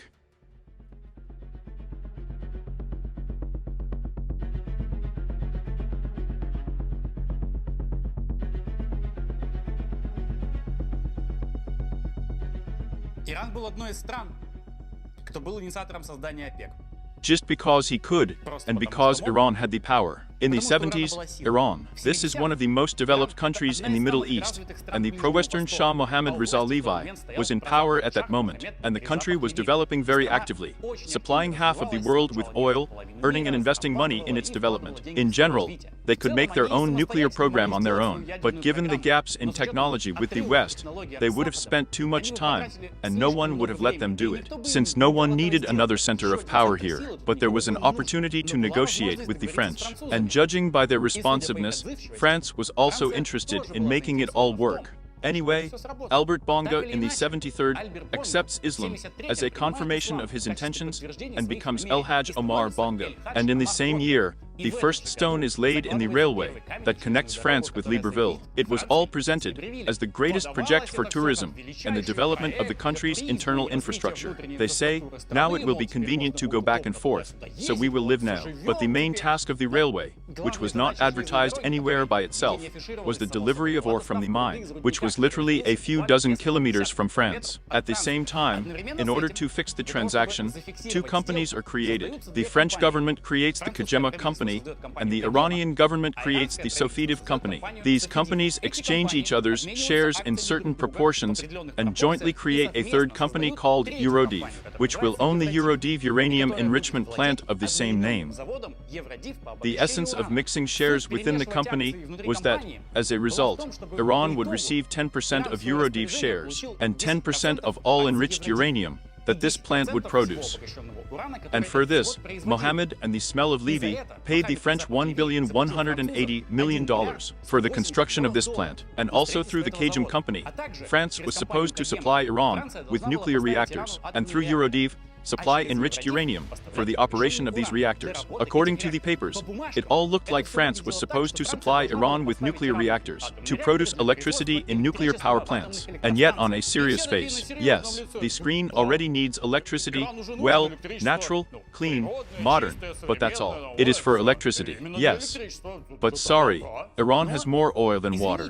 And they have a total of oil and gas reserves for 100 years ahead, even if they supply hydrocarbons to half of the planet. The hydrocarbon reserves in Iran will run out much later than in all other countries of the Middle East, because there really are just enough of them. And the story that they need a nuclear reactor for electricity is such a ridiculous excuse that even readers of Daria Dontsova will suspect that something is wrong here. At the plant, and after giving birth, uranium was enriched to 5%. But this is enough to make plutonium from it for weapons. Yes, it will be necessary to spend a whole mountain of energy on this, since the reactor will simply consume it in huge quantities. They naturally do not produce. But the power plants that worked on hydrocarbons, Iran's ass chew, they would have pulled everything, and everyone understood everything perfectly. But in fact, the game was much more fun. And the stakes were much higher. The Eurodif uranium enrichment plant was supposed to be launched in the 78th year, as well as the first section of Tranchibonus. And the last payment from Iran was supposed to arrive in the 77th year, which the Iranian government did. And by this time, France had already managed to supply several nuclear reactors of Iran, and as soon as the Eurodif plant was completed, the batch enriched from Iran had to go to Iran. But the main kikus is that no one was going to supply any Iran. In the 77th year, exactly at the moment when Iran paid for everything, unrest begins in the country, which will then result in the Islamic Revolution of the 78th, 79th year. The bottom line was that the broad strata of the Iranian population were, it seems, not entirely satisfied with the policy of the authorities. They didn't like patternization, women in skirts, and that's all. And the protesters had a clear leader, Ayatollah Khomeini. Ayatollah, this is a religious title, well, like our patriarchs, only their Ayatollah is a much more serious title, and Imam Khomeini is the first and last name of a person. And it seems that in the place of France, it was possible to help their partners deal with this matter. You have business relationships, agreements, obligations there, all that. But why?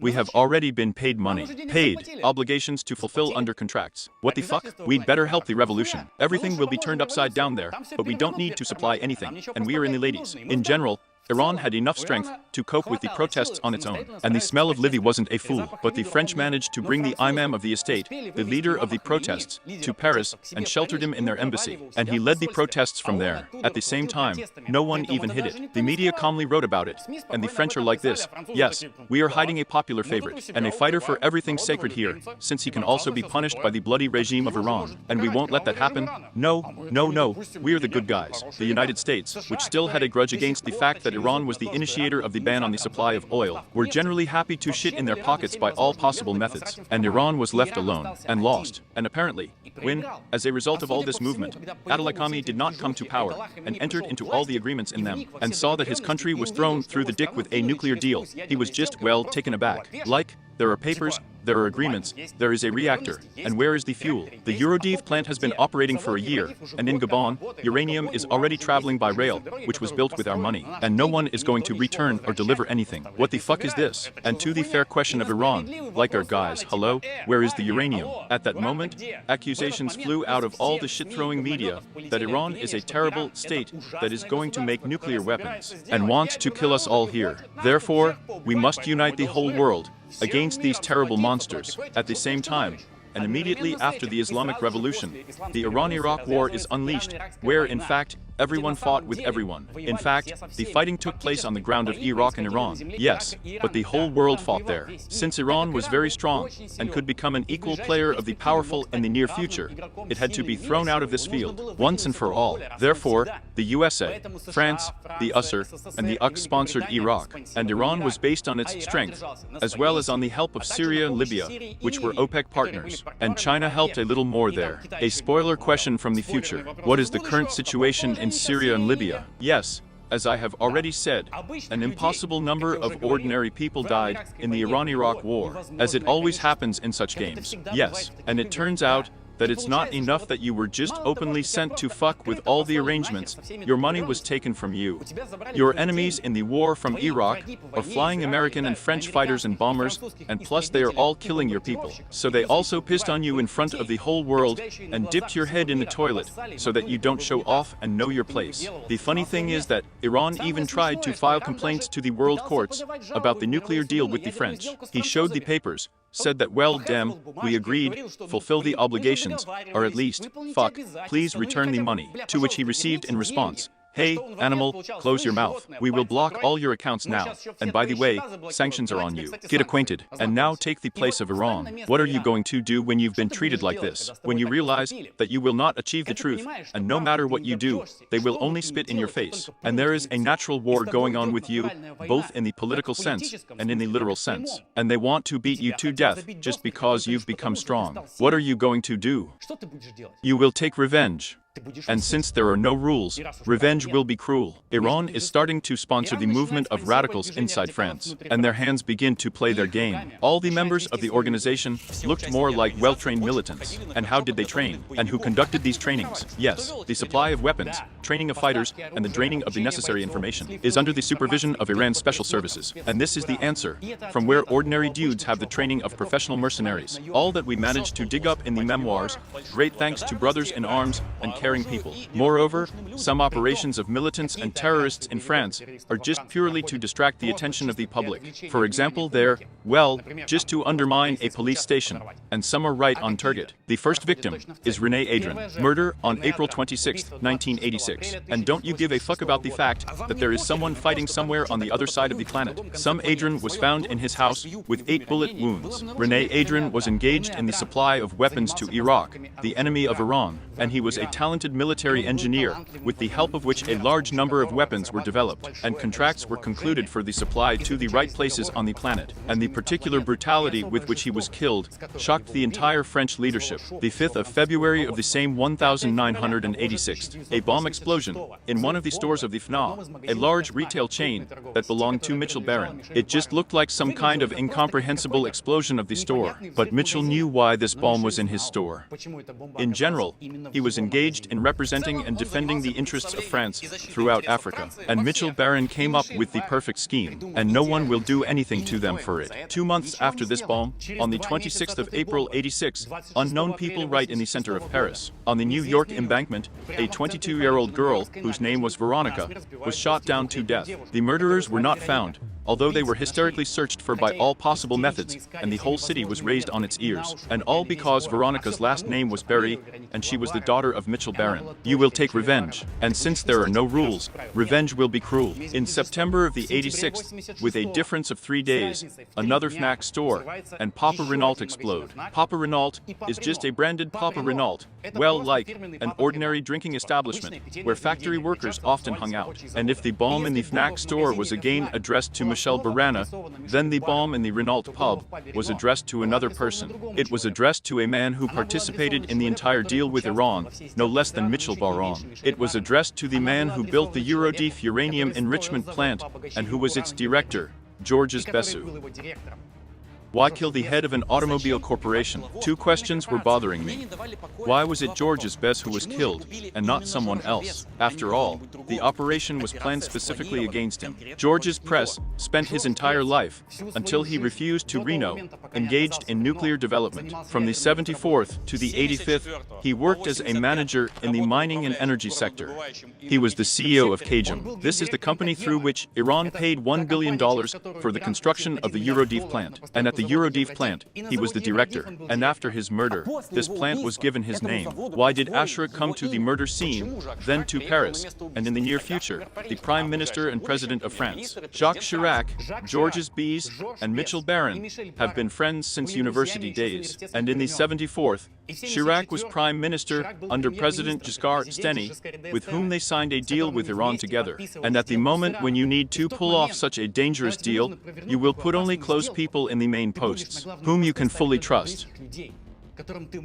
And when one of your close friends is killed right next to you, and the second friend's daughter is smeared on the asphalt, you realize that you are next. On the night after the murder of Georges Bessa, Jacques Chirac had a telephone conversation with the President of France, and the next day, France announced that it was ready to transfer the first payment of $330 million to refund the money that was paid for Eurodiv. But the French were not ready to return all the money, but only a third. Therefore, the 5th of February of the 87th year, plane crash in Gabon with Mitchell Barron's private plane, and Mitchell was on board. He and his entire crew were killed. You will set up your own, fully controlled government. Who are you, Muslims? His, if you have converted to Islam, then you are yours. As soon as the trouble with Iran arose, and Morongo realized that he was also extreme here, since he is also tied up in the general scheme and acts as a guarantor of the deal. Even though everyone understood that he was a puppet in the hands of the French, Iran still put pressure on him, still as pressed. In return for his loyalty to France,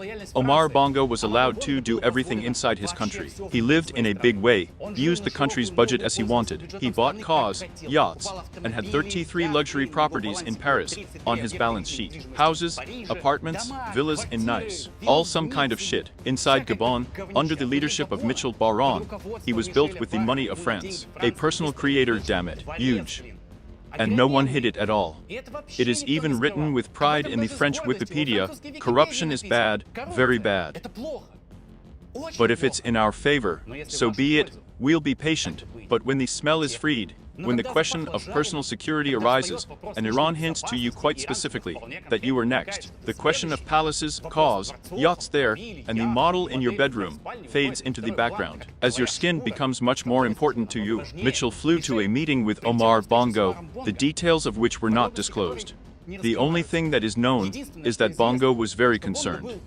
And when blood and guts are flying down the walls, well, it's unlikely that you will calmly drink mint tea. The negotiations were quick, sharp, and according to eyewitnesses, both left the offices angry. And a few hours later, Michel's plane, which was standing in the parking lot of the terminal of the president of Gabon, will not be able to gain altitude and will collapse a few minutes after takeoff. All the details of the plane crash are classified, and information about the last minutes of the flight was erased in the black boxes from the plane, which will be sent later to Paris. And it is clear that after this, the next elections of the 93rd year of Omar Bongo were already held without the support of France. And immediately, suddenly, out of nowhere, a bunch of candidates appeared, a position appeared, and the Gabonese people suddenly had a choice. Pure chance, no coincidences.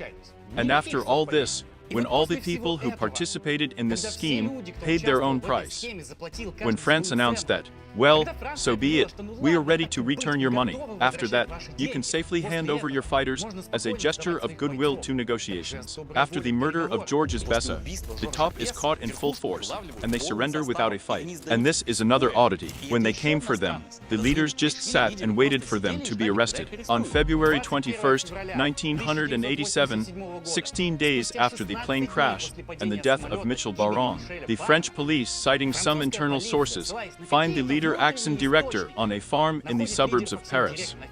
And they give up without a fight. The militants who fought so fiercely against the government, against order, against capitalism. They completed the task and just waited for the subsequent punishment. Georges Bessa was killed because of Eurodiv and because of his participation in the France-Iran nuclear deal, in which the French threw everyone they could through the dick. And crimes against the working class and other ideological formulations are dust in the eyes, which does not cause additional questions, and will not give people a reason to look closely at situations, ideas, moral instructions and sermons that make some people good and other people bad.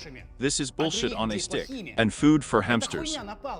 Exactly the same as all the ideas of everything good and fair in this world. After all, even if we assume, even if we think that Georges Bessa was really killed because of his activities in Reno, then this is still bullshit on a stick. Let's assume that in order to stop the injustice against the workers, it was necessary to kill the head of the company, who was engaged in restructuring.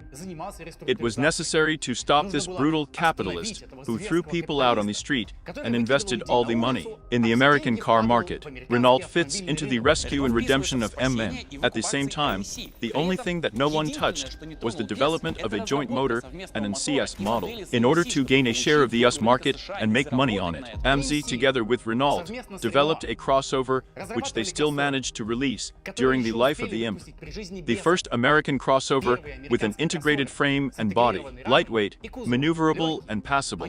The name of this crossover is Jeep Cherokee. Jeep was the only profitable brand and MN. A car that will become a bestseller on the American market, and thanks to which the Grand Cherokee will be created a little later. A mega popular car around the world that will be sold simply in impossible runs. But Renault will not get the fruits of these developments. France will not get them, and they will not get anything from it at all. Since the person who will replace the demon, whose name was Raymond Levy, is elementary. He will also be killed if he continues the project, and as a result, he will sell MC to Chrysler. And already in Chrysler, the new star of the company, the brilliant Lee Iacocca, with a smile in commercials will tell some wonderful car and a real symbol of America. And he will sell this car to millions. Renault, having spent hundreds of millions of dollars on holding an MC afloat, having redone all the processes inside MC, faced with its internal crisis and managed to somehow miraculously survive and save the development, had to just relax and make a profit from the American market, as they did everything and they were able to do everything. But 4 bullets fired at the director of the plant, allegedly in the name of the people of France, will deprive the same people of France of all profits and all taxes to the treasury of the state, for which it was all started. And activists under the banner of the fight against capitalism will make an incredible gift to the same capitalism, only in another country. What can you do for the sake of an idea? You and I know the answer perfectly well, for everything. And I ask the question again, what can you do for the sake of an idea? And we know the answer. And since humanity is so arranged that we live by ideas, we will be fed with them all our lives, I have no doubt about that. And it's so easy to divide everyone into good and bad with one sentence. And it's so easy to believe it. And then go to defend the ideals that no one needs, while really important things will happen behind your back, to which it is just not worth attracting attention. There is no truth, and there will not be. Yes, as the truth is not needed by anyone. This world is held and will be held by power, in spheres of influence, in levers of pressure and money. And there will always be fresh ideas ready for the public, which are so easy to feed people to distract their attention, when you need to do something unnoticed. And by the way, why did I have to tell you this whole story?